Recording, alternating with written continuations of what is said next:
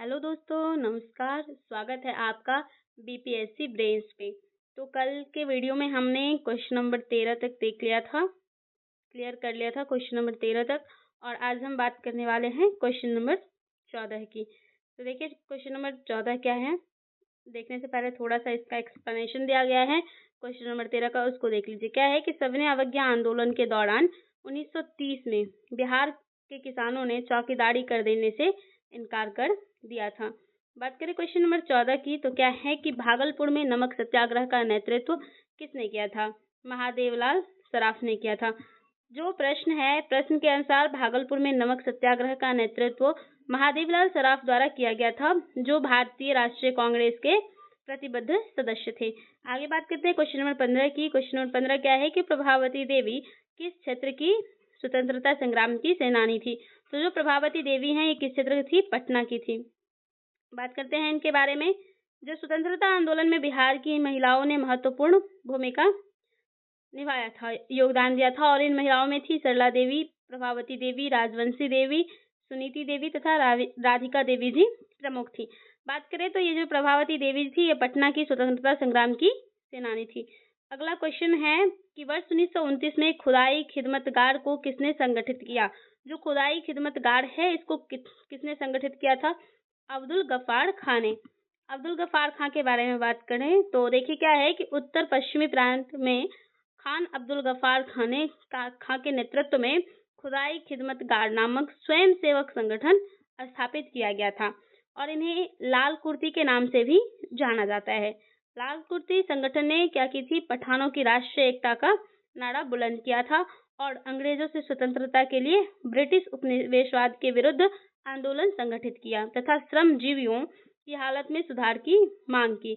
हमें यह ध्यातव्य है कि जब अन्य प्रांतों में मुसलमान स्वयं को सत्याग्रह आंदोलन से अलग रख रहे थे, वहीं उत्तर पश्चिमी प्रांत के जो मुसलमान थे, वो खान अब्दुल गफ्फार खां के नेतृत्व में सविनय अवज्ञा आंदोलन में क्या कर रहे थे? महत्वपूर्ण भूमिका निभा रहे थे। आगे बात करते हैं हम लोग गांधी इरविन समझौते के बारे में। तो देखिए, जो गांधी इरविन समझौता है, ये हमारा अगला टॉपिक है, और इसमें क्या है कि गांधी इरविन समझौता हुआ था कब? 1931 में। बात करते हैं, जो गांधी इरविन समझौता है, ये 5 मार्च 1931 को संपन्न हुआ था, और इस समझौते के अनुसार कुछ बातें उद्देश्य रखे गए थे, जैसे कि गांधी जी के नेतृत्व में कांग्रेस सविनय अवज्ञा आंदोलन स्थगित करने के लिए तैयार हो गई। सभी युद्ध बंदियों जिनके विरुद्ध हिंसा का आरोप नहीं था, उनको क्या किया गया? रिहा करने का आदेश दिया गया। विदेशी कपड़ों और शराब की दुकानों पर शांतिपूर्ण धरना देने का अधिकार दिया गया, और समुद्री तटीय प्रदेश में बिना नमक कर दिए नमक बनाने की अनुमति मिली। आगे बात करें तो क्या किया गया? कांग्रेस द्वितीय गोलमेज सम्मेलन में भाग लेने के लिए तैयार हो गई, परंतु इस समझौते ने जनता को निराश किया, क्योंकि भगत सिंह, सुखदेव एवं राजगुरु को फांसी न दिए जाने की जनता की मांग को इसमें सम्मिलित नहीं किया गया और इनको फांसी दी गई। क्वेश्चन नंबर 2 क्या है इसमें? देखिए, क्वेश्चन नंबर 2 है कि प्रसिद्ध गांधी इरविन समझौता किस वर्ष हुआ था? ऊपर हमने अभी देखा था 1931 में। अगला क्वेश्चन है क्वेश्चन नंबर 3, मार्च 1931 को कौन सी महत्वपूर्ण घटना घटी? जो 5 मार्च 1931 है, इसमें कौन सी महत्वपूर्ण घटना घटी? बात करें तो गांधी इरविन समझौता। अगला क्वेश्चन है, गांधी इरविन समझौते के हस्ताक्षरित होने में किसने महत्वपूर्ण भूमिका निभाई थी?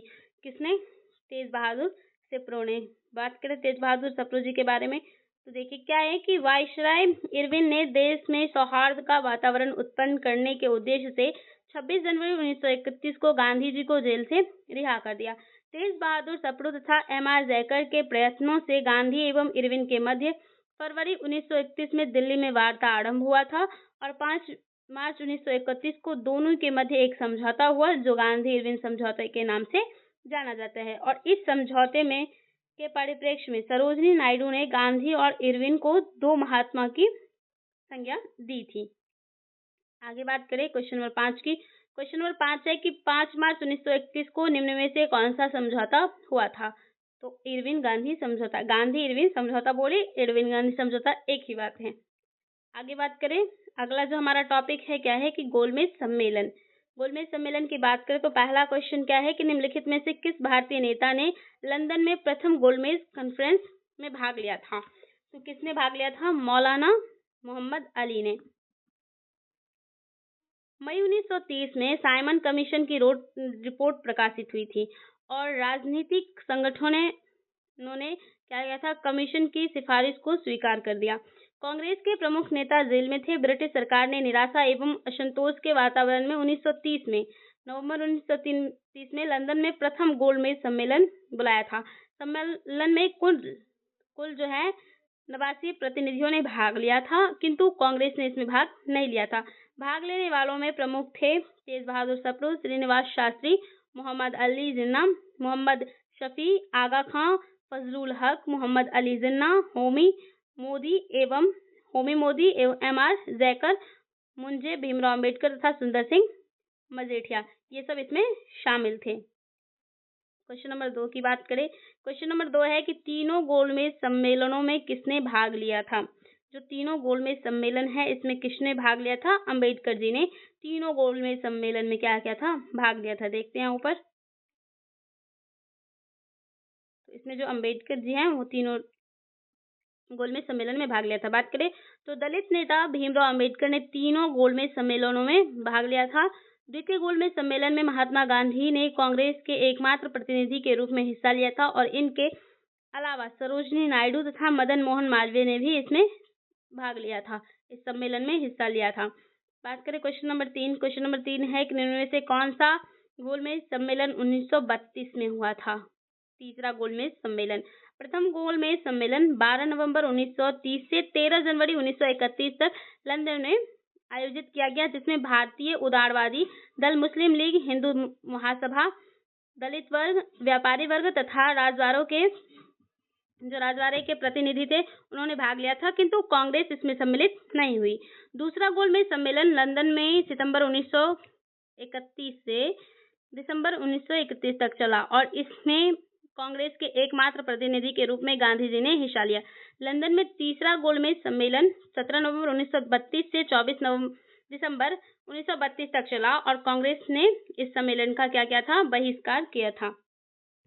आगे बात करें क्वेश्चन नंबर 4 की। क्वेश्चन नंबर 4 है कि भारतीय राष्ट्रीय कांग्रेस ने किस गोलमेज सम्मेलन में भाग नहीं लिया था? तो जो भारतीय राज्य है वो कांग्रेस ने उपरोक्त में से एक से अधिक में भाग नहीं लिया था। ऊपर हमने अभी बात किया है। द्वितीय गोलमेज सम्मेलन किस प्रश्न पर असफल रहा?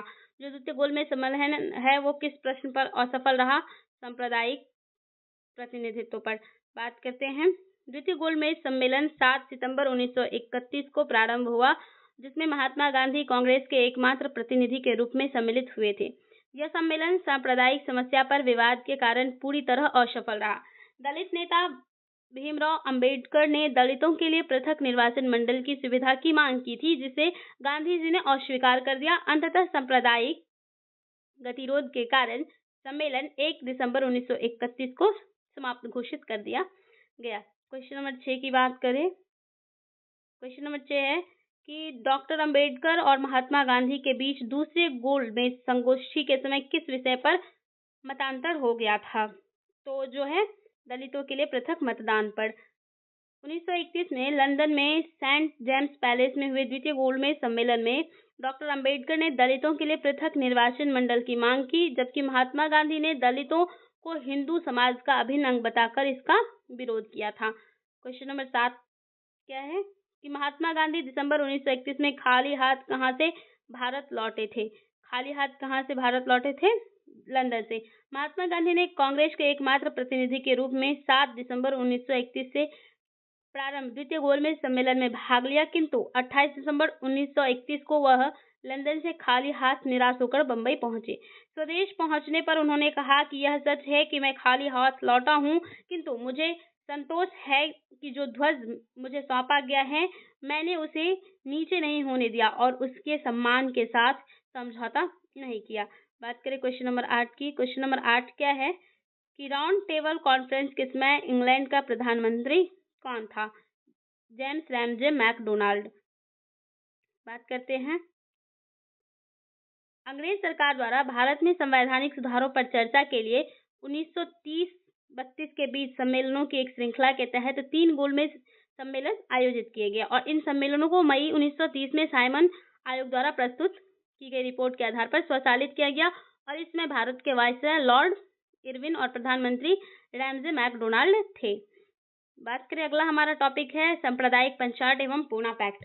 इससे बात करें तो देखिए, पहला क्वेश्चन है क्या, जो पहला क्वेश्चन है वो है पूना समझौता पर हस्ताक्षर कब किए गए। जो पूना समझौता वो इस पर हस्ताक्षर कब किया गया, 24 सितंबर 1932 को। 24 सितंबर 1932 को भीमराव अंबेडकर और महात्मा गांधी के अनुयायियों के मध्य पूना समझौता हुआ था। इस समझौते को ब्रिटिश सरकार द्वारा सम्मति प्रदान किए जाने के बाद 26 सितंबर 1932 को गांधी जी ने अनशन तोड़ा था। बात करें क्वेश्चन नंबर 2 की। क्वेश्चन नंबर 2 है कि अगस्त 1932 के रैमजे मैकडोनाल्ड के सांप्रदायिक पंचायत के द्वारा पहली बार एक पृथक निर्वाचन समूह बनाया गया अछूतों के लिए। ब्रिटिश प्रधानमंत्री रैमजे मैकडोनाल्ड ने 16 अगस्त 1932 को सांप्रदायिक पंचायत प्रस्तुत किया, जिसके अंतर्गत प्रत्येक अल्पसंख्यक समुदाय के लिए क्या किया गया, विधानमंडलों में कुछ सीटें सुरक्षित कर दी गई, जिनके सदस्यों का चुनाव पृथक निर्वाचन मंडलों द्वारा किया जाना था। मुसलमान और सिख तो पहले से ही अल्पसंख्यक माने जाते थे और अब इस नए कानून के अंतर्गत जो दलित वर्ग थे उनको भी अल्पसंख्यक मानकर हिंदुओं से अलग कर दिया गया। बात करें क्वेश्चन नंबर 3 की। क्वेश्चन नंबर 3 है कि सांप्रदायिक अवार्ड एवं पूना पैक्ट में क्रमशः दलित वर्ग के लिए कितने सीटें दी गई थी, तो 71 से 147 तक दी गई थी। देखिए क्या है कि सांप्रदायिक अवार्ड में प्रांतीय विधानमंडल में दलितों के लिए सुरक्षित सीटों की संख्या 71 थी, जिसे पूना पैक्ट में बढ़ाकर 148, मद्रास 30, सिंध सहित बम्बई 15, पंजाब 8, बिहार और उड़ीसा 18, मध्य प्रांत में 20, असम में 7, बंगाल में 30 एवं संयुक्त प्रांत में 20 दिया गया था। और कुछ पुस्तकों में इसकी संख्या 147 मिलती है। साथ ही केंद्रीय विधानमंडल में सामान्य वर्ग की सीटों में से 18% सीटें दलित वर्गों के लिए आरक्षित कर दी गई। बात करें अगले क्वेश्चन की। अगला क्वेश्चन क्या है कि पूना समझौते का उद्देश्य क्या था, दलित वर्ग को प्रतिनिधित्व देना।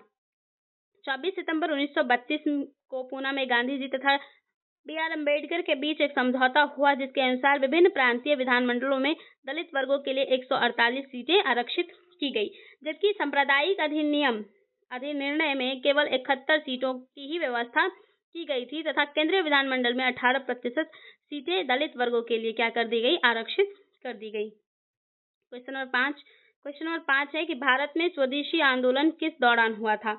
जो भारत में स्वदेशी आंदोलन है वो बंगाल विभाजन के विरुद्ध जब आंदोलन हुआ था उसके दौरान हुआ था।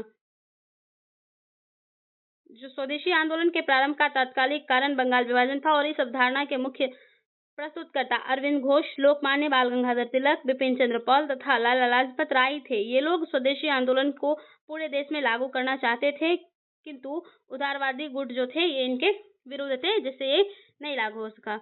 आगे बात करें, अगला जो हमारा टॉपिक है क्या है कि Congress Samajwadi party 1934।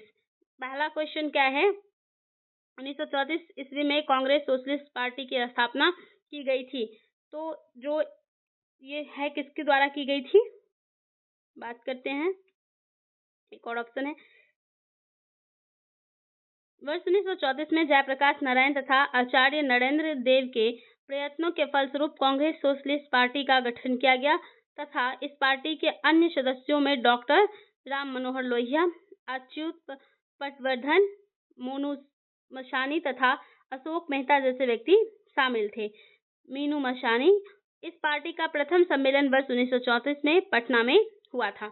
Question number 2 की बात करें। क्वेश्चन नंबर 2 क्या है कि कांग्रेस सोशलिस्ट पार्टी का गठन किस वर्ष हुआ, 1934 में। वर्ष 1934 में कांग्रेस के भीतर एक समाजवादी दल की स्थापना हुई। कालांतर में यह दल कांग्रेस से पृथक हो गया और इस दल के प्रमुख नेताओं में जयप्रकाश नारायण, आचार्य नरेंद्र देव, श्री अशोक मेहता तथा राम मनोहर लोहिया जी शामिल थे। क्वेश्चन नंबर 3 की बात करें तो क्वेश्चन नंबर 3 क्या है, कांग्रेस सोशलिस्ट पार्टी की पहली बैठक हुई थी। जो कांग्रेस सोशलिस्ट पार्टी है इसकी पहली बैठक हुई थी, तो बात करें कहाँ पे, पटना में। वर्ष 1934 में पटना में कांग्रेस महासमिति की बैठक के समय ही इन सदस्यों की एक अलग बैठक हुई, जिसमें अखिल भारतीय समाजवादी दल की स्थापना को औपचारिक मान्यता दी गई। अगला क्वेश्चन है, कांग्रेस सोशलिस्ट पार्टी की पहली बैठक पटना में हुई, कब हुई? 1934 में। ऊपर हमने बात की थी। जयप्रकाश नारायण किस पार्टी से संबंधित थे? तो कांग्रेस समाजवादी से। कांग्रेस समाजवादी पार्टी जो थी, इसकी स्थापना 1934 में हुई। कहाँ पे? पटना में। इसके संस्थापक आचार्य नरेंद्र एवं जयप्रकाश नारायण। अन्य सदस्य अशोक मेहता, अच्युत पटवर्धन, मीनू मशानी, डॉक्टर राम मनोहर लोहिया, पुरुषोत्तम, उसके बाद यूसुफ मेहता, और सॉरी ये सही नहीं दिख रहा है, इसके लिए क्षमा चाहते हैं और आगे से कोशिश करेंगे कि ऐसा ना हो। कमला देवी चट्टोपाध्याय इत्यादि ये सब थी। अगला क्या है कि जयप्रकाश नारायण इस पार्टी से जुड़े थे। जयप्रकाश नारायण कांग्रेस समाजवादी पार्टी से जुड़े थे। अगला है क्वेश्चन क्या कि बिहार सोशलिस्ट पार्टी के संस्थापक थे। बिहार सोशलिस्ट पार्टी के संस्थापक जयप्रकाश नारायण। अगला क्वेश्चन है, जयप्रकाश नारायण बिहार सोशलिस्ट पार्टी से जुड़े थे। 1931 में बिहार सोशलिस्ट पार्टी का गठन गंगाशरण सिंह, रामवृक्ष बेनीपुरी और रामानंद मिश्रा आदि ने किया था। बिहार समाजवादी पार्टी का गठन किन्होंने दिया था? किन्होंने दिया था? तो किया था फूलन प्रसाद वर्मा और जयप्रकाश नारायण। देखते हैं क्या है कि जयप्रकाश नारायण बिहार सोशलिस्ट पार्टी से जुड़े थे। बिहार सोशलिस्ट पार्टी का गठन फूलन प्रसाद वर्मा, गंगाशरण सिंह, रामवृक्ष बेनीपुर और रामानंद मिश्र ने किया था। वर्ष 1931 में बिहार समाजवादी पार्टी का गठन किसने किया था? तो किसने किया था? फूलन प्रसाद वर्मा। आगे बात करें अगले क्वेश्चन की। अगला जो क्वेश्चन है क्या है, जयप्रकाश नारायण किस नाम से पहचाने जाते हैं? जयप्रकाश नारायण लोकनायक के नाम से जाने जाते हैं। बात करें जयप्रकाश नारायण को लोकनायक के नाम से जाना जाता है। वर्ष 1942 में भारत छोड़ो आंदोलन के दौरान इन्होंने डॉक्टर राम मनोहर लोहिया तथा अरुणा आसफ अली के साथ मिलकर गुप्त रूप से भारतीय जनता को संगठित किया और इन्होंने 5 जून 1974 को पटना के गांधी मैदान पर संपूर्ण क्रांति का आह्वान किया। वर्ष 1999 में मरणोपरांत इन्हें भारत रत्न प्रदान किया गया था। तो ये आपसे पूछ सकता है कि आप इनको भारत रत्न से सम्मानित कब किया गया? तो वर्ष 1999 में। बहुत ही इंपॉर्टेंट है। बात करें अगला क्वेश्चन क्या है कि लोकनायक के नाम से किसे जाना जाता है? तो लोकनायक के नाम से किसे जाना जाता है? जयप्रकाश नारायण जी को। ठीक है, अगला क्वेश्चन है हमारा क्वेश्चन नंबर 12। क्वेश्चन नंबर 12 क्या है कि जयप्रकाश नारायण दिवस मनाया गया। जयप्रकाश नारायण कब मनाया गया दिवस? 1946 में। अप्रैल 1946 में जयप्रकाश नारायण की रिहाई के लिए जयप्रकाश दिवस मनाया गया और पटना के बांकीपुर मैदान में एक जनसभा हुई जिसमें राजनीतिक बंदियों को जेल में रखने की सरकारी नीति की आलोचना तथा जयप्रकाश नारायण की रिहाई की मांग की गई। अगला टॉपिक है प्रांतीय चुनाव और मंत्रिमंडल का गठन। 1937 का जो चुनाव था उसके बारे में हमने इसके बारे में डिटेल से बात की है। जो हमारा टॉपिक था क्विक रिवीजन उसमें श्री कृष्ण सिंह द्वारा गठित बिहार की निर्वाचित सरकार ने फरवरी 1938 में किस कारण से इस्तीफा दे दिया? तो किस कारण से दिया था? राजनीतिक कैदियों को छोड़ने के कारण। आगे बात करते हैं।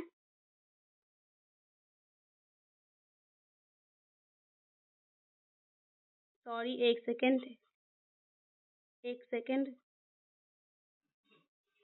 तो हमने देख लिया है कहाँ तक? Question number 1। और ये जो है ये थोड़ा उल्टा हो गया है, आप इसको एक बार खुद से देख लीजिएगा। आगे हम बात करते हैं। अगला जो हमारा टॉपिक है ये क्या है? अगला टॉपिक है हमारा देशी रियासत।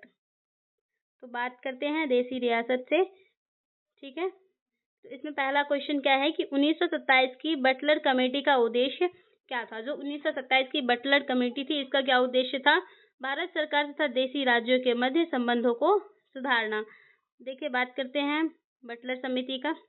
तो बटलर समिति का गठन वर्ष 1927 में किया गया और इसे भारतीय रियासत समिति भी हम कहते हैं।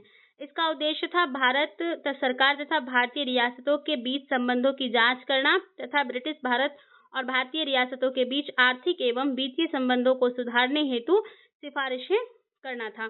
भारतीय नरेशों ने एक सुप्रसिद्ध वकील सर स्कॉट को कमेटी के सम्मुख उनका दृष्टिकोण प्रस्तुत करने के लिए नियुक्त किया। स्कॉट का यह तर्क था कि प्रत्येक रियासत आरंभ में स्वतंत्र थी और इसलिए वह स्वतंत्र है केवल उस सीमा तक नहीं जहां उसने अपनी प्रभुसत्ता क्राउन को दे दी है, अर्थात विशेषाधिकार भारतीय रियासतों के पास है। क्वेश्चन नंबर 2 की बात करें। क्वेश्चन नंबर 2 क्या है कि All India State People's Conference का गठन कब हुआ? 1927 में। वही कि दिसंबर 1927 में अखिल भारतीय राज्य जन conference All India State People's Conference का आयोजन किया गया। इसमें विभिन्न रियासतों से आए लगभग 1500 से अधिक राजनीतिक कार्यकर्ताओं ने भाग लिया था और इसके आयोजन में महत्वपूर्ण भूमिका निभाई थी बलवंत राय मेहता, मनी लाल कोठारी और जी.आर. अभ्यंकर ने। अगले क्वेश्चन की बात करें। अगला क्वेश्चन क्या है हमारा कि स्वतंत्रता संग्राम के दौरान भारतीय राज्यों कश्मीर, हैदराबाद के निजाम, त्रावणकोर आदि जैसे भारतीय शासकों द्वारा शासित राज्यों में एक समानांतर आंदोलन शुरू किया गया। उसका नाम क्या था? जो आंदोलन था वो कौन सा आंदोलन था? देखिए, उस आंदोलन का जो नाम है क्या था? प्रजामंडल आंदोलन। क्या? प्रजामंडल आंदोलन। बात करें स्वतंत्रता संग्राम के दौरान भारतीय राज्य कश्मीर, हैदराबाद के निजाम, त्रावणकोर आदि जैसे भारतीय शासकों द्वारा शासित राज्यों में एक समानांतर आंदोलन शुरू किया जिसका नाम प्रजामंडल आंदोलन था। अब हमारा टॉपिक आता है द्वितीय विश्व युद्ध। द्वितीय विश्व युद्ध की बात करें तो द्वितीय विश्व युद्ध के समय ब्रिटेन का प्रधानमंत्री कौन था? Winston Churchill. विंस्टन चर्चिल था। कौन? Winston Churchill. तो बात करें विंस्टन चर्चिल द्वितीय विश्व युद्ध वर्ष 1939 से 45 के दौरान ब्रिटेन के प्रधानमंत्री थे और इनका कार्यकाल 1940 से 45 था तथा 1951 से 55 तक था। इनके बारे में भी हमने डिटेल से बात की है अपने क्लास में। सभी चीजों के बारे में आप जाके एक बार देख लीजिएगा, वो क्विक रिवीजन वाला क्लास है उसको। बात करें पाकिस्तान की मांग की। पाकिस्तान के अलग अलग राज्य आंदोलन का नेतृत्व किसने किया? पाकिस्तान के अलग राज्य आंदोलन का नेतृत्व किसने किया था? मोहम्मद अली जिन्ना ने। 22 मार्च से 24 मार्च 1940 के मध्य मुस्लिम लीग का अधिवेशन लाहौर में हुआ था और इसकी अध्यक्षता मोहम्मद अली जिन्ना ने की और इस अधिवेशन में भारत से अलग एक मुस्लिम राष्ट्र पाकिस्तान की मांग की गई। जिन्ना ने अधिवेशन में भाषण देते हुए कहा था कि वे अलग मुस्लिम राष्ट्र के अतिरिक्त और कुछ स्वीकार नहीं करेंगे। उन्हें क्या चाहिए? सिर्फ अलग मुस्लिम राष्ट्र चाहिए। बात करें क्वेश्चन नंबर 2 की। क्वेश्चन नंबर 2 है कि मुस्लिम लीग द्वारा पाकिस्तान की स्थापना की मांग करने वाला प्रस्ताव पारित किया गया वर्ष किस वर्ष में? तो 1940 में अली जिन्ना ने किया था। तो देखिए क्या है कि मुस्लिमों के लिए एक पृथक देश की प्रथम बार एक निश्चित अभिव्यक्ति वर्ष 1930 के मुस्लिम लीग के इलाहाबाद अधिवेशन के इकबाल के अध्यक्षीय भाषण में हुई थी। स्रोत इसमें R C. Majumdar, the History and Culture of the Indian People's Struggle of Freedom. पृष्ठ संख्या, जो ये बुक है इनका आर.सी. मजूमदार जी का, उनके बुक में 613 नंबर पेज में दिया गया है। जबकि कैम्ब्रिज विश्वविद्यालय के एक छात्र चौधरी रहमत अली ने वर्ष 1993 में पाकिस्तान शब्द का सर्वप्रथम प्रयोग now or never are we to live or perish for ever में किया है। नाम से विस्तारित क्या है अपने पैम्पलेट में इसे क्या है किया था। बात करें यहाँ पे सही नहीं दिख रहा है इसलिए थोड़ा दिक्कत हो रहा है, आपसे भी क्षमा चाहते हैं। इसके लिए ब्रिटिश भारत की 5 उत्तरी राजनीतिक इकाइयों के नामों को मिलाकर यह नाम बनाया गया था और ये इकाइयाँ थी Punjab, North West Frontier Province, Afghan Kashmir, Sindh और बलूचिस्तान। जबकि 22-24 मार्च 1940 के मध्य लाहौर में हुए मुस्लिम लीग के अधिवेशन में एक स्वतंत्र और संप्रभु राज्य के रूप में औपचारिक रूप से पाकिस्तान की मांग की गई थी अली जिन्ना के द्वारा। क्वेश्चन नंबर 3 है, नाउ और नेवर पैम्पलेट किसने लिखा? नाउ और नेवर जो पैम्पलेट है किसने लिखा? रहमत अली ने। अब हमारा अगला टॉपिक है व्यक्तिगत सत्याग्रह 1940 का। इसके बारे में हमने बात की है। बात करें 1940 में विनोबा भावे ने व्यक्तिगत सत्याग्रह कहाँ से आरंभ किया था? तो जो विनोबा भावे जो है कहाँ पे? पवनार, महाराष्ट्र से। ठीक है। देखिए क्या है कि व्यक्तिगत सत्याग्रह की शुरुआत 17 अक्टूबर 1940 को पवनार आश्रम महाराष्ट्र से हुई थी। विनोबा भावे प्रथम सत्याग्रही थे, जबकि पंडित जवाहरलाल नेहरू दूसरे सत्याग्रही थे और ब्रह्मदाता तीसरे सत्याग्रही बने थे। अगर आपको कहीं पे दिक्कत हो रही है समझने में तो हमें कमेंट में बताइएगा, हम इसके बारे में फिर क्या करेंगे, आपके प्रॉब्लम को सॉल्व करने की कोशिश करेंगे। क्वेश्चन नंबर 2 क्या है कि महात्मा गांधी द्वारा 1940 में आरंभ किए गए व्यक्तिगत सत्याग्रह के तीसरे सत्याग्रही कौन थे? तो ऊपर हमने पढ़ा है ब्रह्मदत्त जी थे, तो आइए देखते हैं कौन थे, ब्रह्मदत्त। ठीक है, अगला क्वेश्चन क्या है कि जो व्यक्तिगत सत्याग्रह है किसने इसे आरंभ किया? विनोबा भावे ने। व्यक्तिगत सत्याग्रह आंदोलन की या के प्रथम सत्याग्रही कौन थे? कौन थे? विनोबा भावे जी। महात्मा गांधी द्वारा वर्ष 1940 में प्रारंभ किए गए व्यक्तिगत सत्याग्रह के तीसरे सत्याग्रही कौन थे? तो तीसरे सत्याग्रही ब्रह्मदत्त थे। ऊपर हमने 2 क्वेश्चनों में इसके बारे में बात की है। व्यक्तिगत सत्याग्रह आंदोलन के प्रधान सत्याग्रही कौन थे या थी? तो कौन थे? विनोबा भावे। अगला है 7वां क्वेश्चन हमारा कि व्यक्तिगत सत्याग्रह किसने आरंभ किया है? विनोबा भावे ने। क्वेश्चन नंबर 8 क्या है कि 1940 में विनोबा भावे ने व्यक्तिगत सत्याग्रह कहाँ से आरंभ किया था? पवनार महाराष्ट्र से। कहाँ से? पवनार महाराष्ट्र से। क्वेश्चन नंबर 9 है कि सर्वोदय शब्द का प्रयोग सर्वप्रथम किसने किया? जो सर्वोदय शब्द है इसका प्रयोग सर्वप्रथम किसने किया था? महात्मा गांधी ने। सर्वोदय शब्द का सर्वप्रथम प्रयोग महात्मा गांधी ने किया था। विनोबा भावे द्वारा गांधी जी के आदर्शों के प्रचार के लिए सर्वोदय समाज की स्थापना की गई थी। अब हमारा अगला टॉपिक जो है क्या है? Cripps mission 1942। क्रिप्स मिशन कब आया? 1942 में बात करते हैं। क्या है? सर स्टैफोर्ड क्रिप्स दिल्ली कब पहुंचे थे? जो सर स्टैफोर्ड थे ये दिल्ली कब पहुंचे थे? 23 मार्च 1942 को। अमेरिका, ऑस्ट्रेलिया और चीन ने ब्रिटेन पर भारत को स्वतंत्र करने के लिए दबाव डाला। परिणाम स्वरूप तत्कालीन ब्रिटेन के प्रधानमंत्री चर्चिल ने 11 मार्च 1942 को क्रिप्स मिशन की घोषणा की। 23 मार्च 1942 को क्रिप्स मिशन भारत पहुंचा, जिसकी अध्यक्षता सर स्टैफोर्ड क्रिप्स कर रहे थे। देखिए अगला क्वेश्चन क्या है? अगला क्वेश्चन है कि क्रिप्स के प्रस्ताव ने हमें सब कुछ नहीं दिया। यदि हम प्रस्तावों को स्वीकार करते हैं तो हमें भविष्य में पछताना पड़ता। युद्ध ने भारत को अपनी स्वतंत्रता प्राप्त करने का अच्छा अवसर प्रदान किया तथा केवल एक वचन पर आधारित होने के कारण हमें इसे खोना नहीं चाहिए। वे शब्द किसने लिखे हैं ये शब्द? मौलाना अबुल कलाम आजाद ने। यहाँ पे स्पष्ट नहीं दिख रहा है क्योंकि बहुत सारी जगह क्वेश्चन क्या हो गए हैं, इस टाइप से बन गए हैं, तो आप अब इसको सही करके देंगे। आगे से बात करें मौलाना अबुल कलाम आजाद ब्रिटिश शिष्टमंडल क्रिप्स मिशन द्वारा भारतीयों के समक्ष रखे जाने वाले प्रस्ताव के बारे में कहते हैं कि क्रिप्स मिशन के प्रस्ताव ने वास्तव में हमें कुछ नहीं दिया। यदि हम प्रस्ताव को स्वीकार करते हैं तो हमें भविष्य में पछताना पड़ता है। युद्ध ने भारत को अपनी स्वतंत्रता प्राप्त करने का अच्छा अवसर प्रदान किया था। केवल एक वचन पर आधारित होने के कारण हमें इसे खोना नहीं चाहिए। ठीक है, ऊपर जो दिया गया है क्वेश्चन में वही इसमें बताया गया है स्पष्ट रूप से। क्वेश्चन नंबर 3 क्या है कि किसकी दृष्टि में क्रिप्स प्रस्ताव एक टूटते हुए बैंक के नाम एक उत्तर दिनांकित चेक था? तो किसके काल में? जवाहरलाल नेहरू के काल में। बात करें रंगून पर जापानी सेनाओं का अधिकार हो जाने पर अमेरिका के दबाव में ब्रिटिश सरकार ने ब्रिटिश मंत्रिमंडल के एक सदस्य सर स्टैफोर्ड क्रिप्स को भारत भेजने का निर्णय लिया ताकि भारतीय नेताओं के साथ बातचीत करके कोई समाधान जो है ढूंढा जा सके। क्रिप्स भारत में 3 सप्ताह रहे, मार्च से अप्रैल 1942 और भारतीय नेताओं के साथ विचार विमर्श करके उन्होंने एक प्रारूप के रूप में अपने प्रस्ताव की घोषणा की। महात्मा गांधी ने इसे उत्तर तिथीय चेक की संज्ञा दी, जबकि जवाहरलाल नेहरू ने उसमें यह जोड़ा कि ऐसा बैंक है जो टूट रहा है। ठीक है, अगला हमारा टॉपिक है भारत छोड़ो आंदोलन।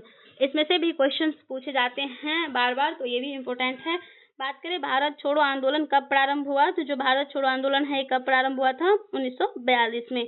ठीक है, 7 से 8 अगस्त 1942 को बम्बई के ऐतिहासिक ग्वालियर टैंक में अखिल भारतीय कांग्रेस कमेटी की वार्षिक बैठक हुई, जिसमें वर्धा प्रस्ताव की पुष्टि हुई थी।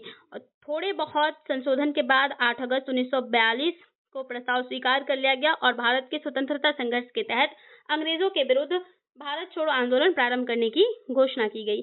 9 अगस्त 1942 को भारत छोड़ो आंदोलन क्या हुआ था, आरंभ हो गया था। और आंदोलन आरंभ होते ही ऑपरेशन जीरो आवर के तहत गांधी जी तथा जो अन्य चोटी के कांग्रेस नेताओं को गिरफ्तार कर लिया गया। गांधी जी को गिरफ्तार कर सरोजनी नायडू सहित पूना के आगा खां पैलेस में रखा गया। वर्ष 1942 के आंदोलन का सर्वाधिक प्रभाव बम्बई, बंगाल, बिहार, उड़ीसा, यूपी एवं मद्रास में था। लगभग ये समूचे देश के हिस्सेदारी इसमें अवश्य थी। ठीक है, और इसका जो ज्यादा प्रभाव पड़ा कहाँ पे, बंगाल, बिहार, उड़ीसा, बम्बई, यूपी, इन सभी जगहों पर। क्वेश्चन नंबर 2 की बात करें। क्वेश्चन नंबर 2 क्या है कि बम्बई में कांग्रेस द्वारा भारत छोड़ो प्रस्ताव पास किया गया। कब पास किया गया, 8 अगस्त 1942 को। भारत छोड़ो आंदोलन प्रस्ताव पारित होने के बाद गांधी जी को कैद किया गया था आगा खां पैलेस में। क्वेश्चन नंबर 4 है क्या कि भारत छोड़ो आंदोलन के संदर्भ में महात्मा गांधी को कहाँ बंदी बनाया गया था, कहाँ बंदी बनाया गया था, बम्बई में। क्वेश्चन नंबर 5 क्या है, देखते हैं। क्वेश्चन नंबर 5 है कि 6 जुलाई 1942 को वर्धा में महात्मा गांधी ने कांग्रेस की कार्यकारी समिति में अपने भारत छोड़ो आंदोलन की चर्चा की।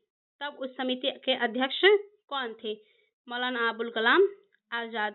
वर्धा में जुलाई 1942 में हुई कांग्रेस की समिति की बैठक में मौलाना अबुल कलाम आजाद, सरोजनी नायडू, JL नेहरू यानी कि जवाहरलाल नेहरू, वल्लभ भाई पटेल, डॉक्टर राजेंद्र प्रसाद, सीतारमैया, जीवी पंत, प्रफुल्ल चंद्र घोष, सैयद महमूद, आसफ अली, JV कृपलानी, महात्मा गांधी इत्यादि ने भाग लिया तथा भारत छोड़ो नामक प्रस्ताव पास किया। इसकी अध्यक्षता अबुल कलाम आजाद ने की थी।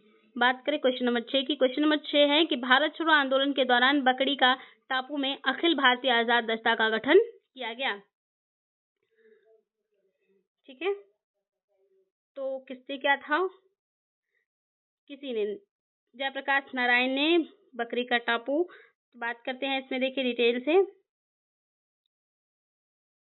भारत छोड़ो आंदोलन के दौरान जयप्रकाश नारायण ने नेपाल की तराई के बकड़ी का टापू में, ये क्या है, बकरी का टापू एक नाम है, और इसमें क्या की थी, अखिल भारतीय आजाद दस्ता का गठन किया। आजाद दस्ता का गठन विशेष रूप से सरकार के विरुद्ध तोड़फोड़ की कार्रवाइयों के लिए किया गया था, ताकि युद्ध कार्यों में सरकार को बाधा पहुंचे। और मई 1943 में ब्रिटिश सरकार के दबाव में नेपाल की सरकार ने जयप्रकाश नारायण को गिरफ्तार कर लिया। उनके साथ गिरफ्तार व्यक्तियों में राम मनोहर लोहिया, श्यामनंद सिंह, वैद्यनाथ झा तथा कार्तिक प्रसाद सिंह भी शामिल थे। क्वेश्चन नंबर 7 क्या है कि 1942 के आंदोलन में लोगों ने सियाराम सिंह की अगुवाई में कहां पर राष्ट्रीय सरकार की स्थापना की घोषणा की थी, तो भागलपुर में। क्या है कि वर्ष 1942 में भारत छोड़ो आंदोलन के दौरान सियाराम सिंह के नेतृत्व में भागलपुर में राष्ट्रीय सरकार की स्थापना की घोषणा की गई थी। अगला क्वेश्चन है क्वेश्चन नंबर 8 कि अगस्त 1942 को पटना शहर में भारत छोड़ो आंदोलन का किन्होंने मार्गदर्शन किया, नगर के अधीनस्थ नागरिकों ने। किन्होंने, नगर के जो अधीनस्थ नागरिक थे उन्होंने क्या किया था, इसका मार्गदर्शन किया था। अगस्त 1942 को बिहार के पटना शहर में भारत छोड़ो आंदोलन का मार्गदर्शन नगर के अधीनस्थ नागरिकों ने किया था। और इस दौरान राष्ट्रवादी युवकों ने पटना स्थित सचिवालय भवन के सामने बिहार विधानसभा की इमारत पर राष्ट्रीय ध्वज जो है फहराने का प्रयास किया। इस पर पटना के कलेक्टर WG आर्चर ने इन छात्रों पर गोली चलाने का आदेश दिया, जिसमें से 7 छात्रों की मृत्यु हो गई तथा अनेक घायल भी हो गए। बात करें क्वेश्चन नंबर 9 की। क्वेश्चन नंबर 9 क्या है कि भारत छोड़ो आंदोलन का नेतृत्व किया था किसने, भारत छोड़ो आंदोलन का नेतृत्व किया था किसने, जो है इसमें से किसी ने नहीं, इनमें से किसी ने भी नहीं किया था भारत छोड़ो आंदोलन का नेतृत्व। अखिल भारतीय कांग्रेस समिति की बैठक 8 अगस्त 1942 को लगभग अर्धरात्रि में समाप्त हुई थी। उसी रात को पुलिस ने महात्मा गांधी, मौलाना आजाद समेत प्रमुख कांग्रेसी नेताओं को गिरफ्तार कर लिया और एक सप्ताह के भीतर कांग्रेस संगठन से संबद्ध प्रत्येक महत्वपूर्ण व्यक्तियों को गिरफ्तार कर लिया गया। अंततः आंदोलन नेतृत्व विहीन हो गया और भारत छोड़ो आंदोलन राष्ट्रीय स्वतंत्रता संघर्ष का प्रथम आंदोलन था, जो कि नेतृत्वहीनता की स्थिति में भी अपने उद्देश्यों को पूरा कर सका। ठीक है, तो यहाँ पे जो है क्या हो जाएगा, जो भारत छोड़ो आंदोलन का नेतृत्व शुरू तो गांधी जी ने किया था और नेतृत्व विहीन हो गया। सही बात है। क्वेश्चन नंबर 10 की बात करें। क्वेश्चन नंबर 10 क्या है कि करो या मरो का संबंध किस आंदोलन से है? जो करो और मरो का आंदोलन है, भारत छोड़ो आंदोलन से ही संबंधित है। देखते हैं, देखिए प्रश्नगत कथन भारत छोड़ो आंदोलन से संबंधित है। 8 अगस्त 1942 को भारत छोड़ो प्रस्ताव कतिपय संशोधनों के बाद पास कर दिया गया। इसमें गांधी जी द्वारा दिया गया यह वक्तव्य विशेष महत्वपूर्ण है। संपूर्ण आजादी से कम किसी भी चीज से मैं संतुष्ट होने वाला नहीं हो सकता। नमक, टैक्स, शराबखोरी आदि को खत्म करने का प्रस्ताव अंग्रेज सरकार दे, किंतु मेरे शब्द होंगे आजादी से कम कुछ भी नहीं। मैं आपको एक मंत्र देता हूँ, करो या मरो। इस मंत्र का आशय है कि या तो हम भारत को आजाद करेंगे या आजादी के प्रयास में दिवंगत होंगे। ठीक है, करो या मरो का नारा किसने और कब दिया था? तो गांधी जी ने भारत छोड़ो आंदोलन के दौरान ये नारा दिया था। ऊपर हमने अभी बात किया है। अगला क्वेश्चन है 8 अगस्त 1942 भारतीय इतिहास में महत्वपूर्ण है। क्यों महत्वपूर्ण है? क्योंकि भारत छोड़ो प्रस्ताव के लिए ये क्या है, महत्वपूर्ण है। क्वेश्चन नंबर 13 है कि भारत छोड़ो आंदोलन के समय इंग्लैंड के जो प्रधानमंत्री थे कौन थे? इंग्लैंड के प्रधानमंत्री चर्चिल थे। क्वेश्चन नंबर 14 है कि 1942 में भारत छोड़ो आंदोलन में बिहार के नेताओं का महत्वपूर्ण योगदान रहा था और बिहार के कौन से नेता प्रमुख बिहार केसरी के नाम से जाने जाते थे और उन्होंने भारत छोड़ो आंदोलन में सक्रिय रूप से कब भाग लिया था? तो बात करें वो कौन थे? श्री कृष्ण सिंह। श्री कृष्ण सिंह ब्रिटिश बिहार के प्रथम मुख्यमंत्री थे, जो 1937 के प्रथम कांग्रेस मंत्रिसभा में बिहार के मुख्यमंत्री के रूप में चुने गए थे।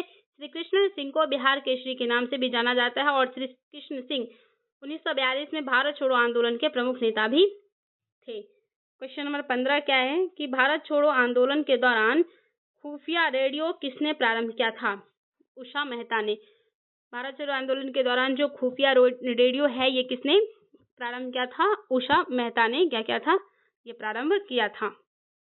अगला क्या है, इसका थोड़ा सा व्याख्या देख लेते हैं, उसके बाद हम आगे चलते हैं। तो क्या है कि भारत छोड़ो आंदोलन के दौरान बंबई के विभिन्न भागों से कांग्रेस का गुप्त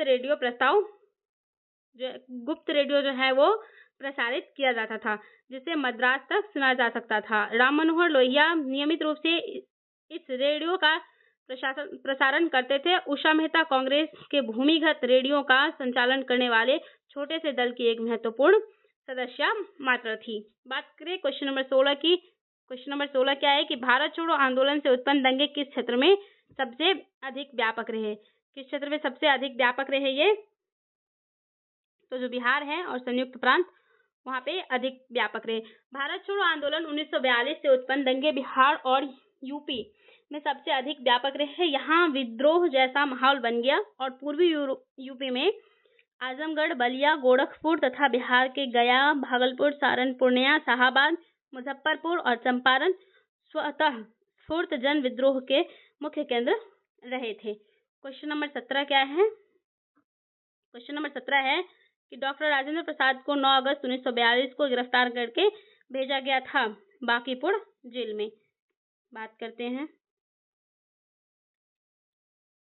9 अगस्त 1942 को गांधी जी तथा सभी प्रमुख जो कांग्रेसी नेता थे उनको बंदी बना लिया गया। गांधी जी और सरोजिनी नायडू को पूना के आगा खां के महल में क्या किया गया? बंद कर रखा गया और कांग्रेस के कार्य समिति के सदस्य नेहरू, अबुल कलाम आजाद, गोविंद बल्लभ पंत, प्रफुल्ल चंद्र, डॉक्टर पट्टाभी सीतारमैया, डॉक्टर सैयद महमूद, आचार्य कृपलानी को अहमदनगर के किले में रखा गया। कांग्रेस कार्य समिति के सदस्य राजेंद्र प्रसाद बंबई नहीं आए थे।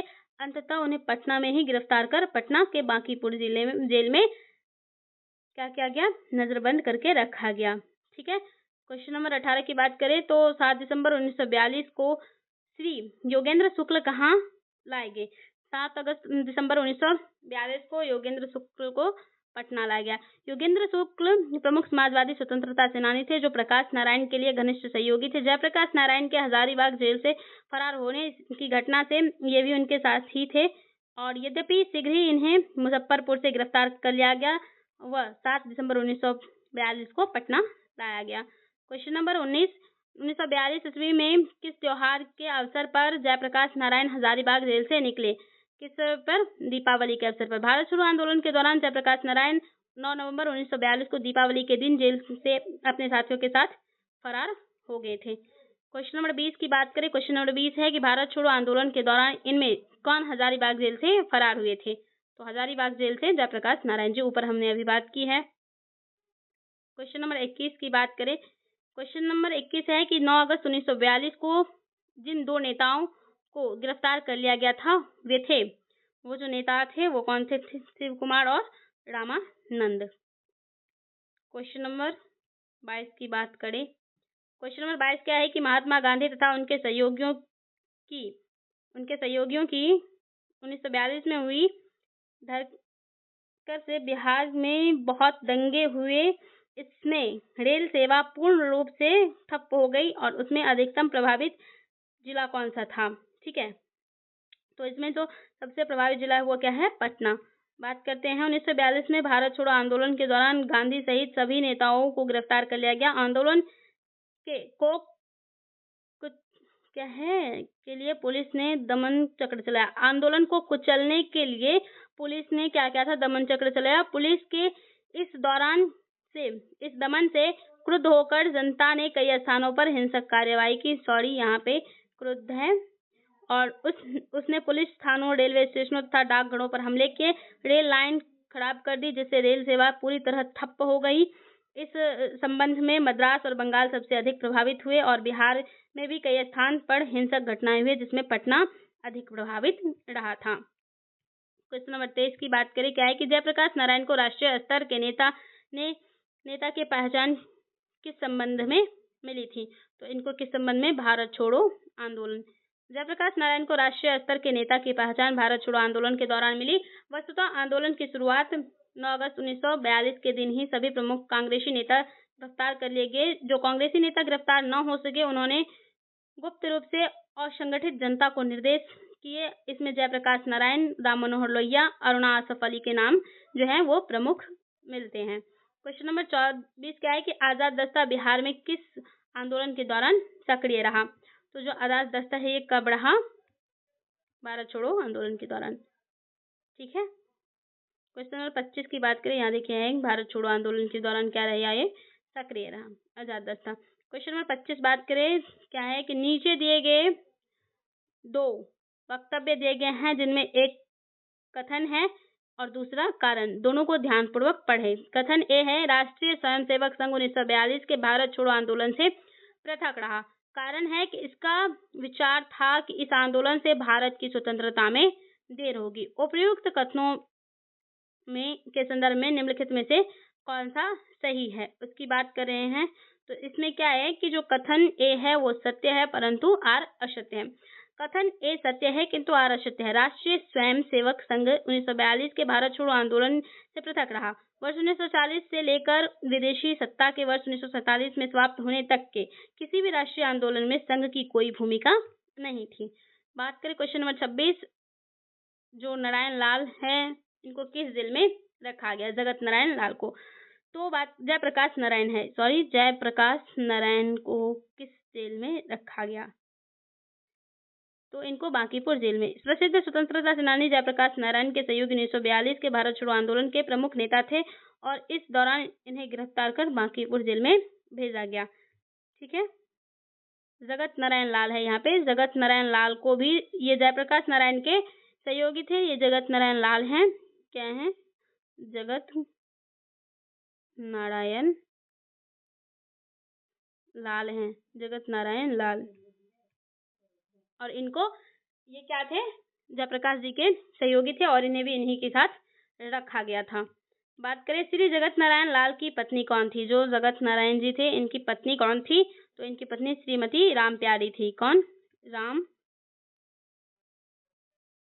प्यारी जी इनकी पत्नी थी। श्री जगत नारायण लाल बिहार के प्रमुख स्वतंत्रता सेनानी थे और इनकी पत्नी श्रीमती राम प्यारी देवी थी, जो कि स्वयं भी भारत छोड़ो आंदोलन के दौरान जेल गई। स्वतंत्रता पश्चात ये बिहार विधान परिषद की सदस्य भी बनी थी।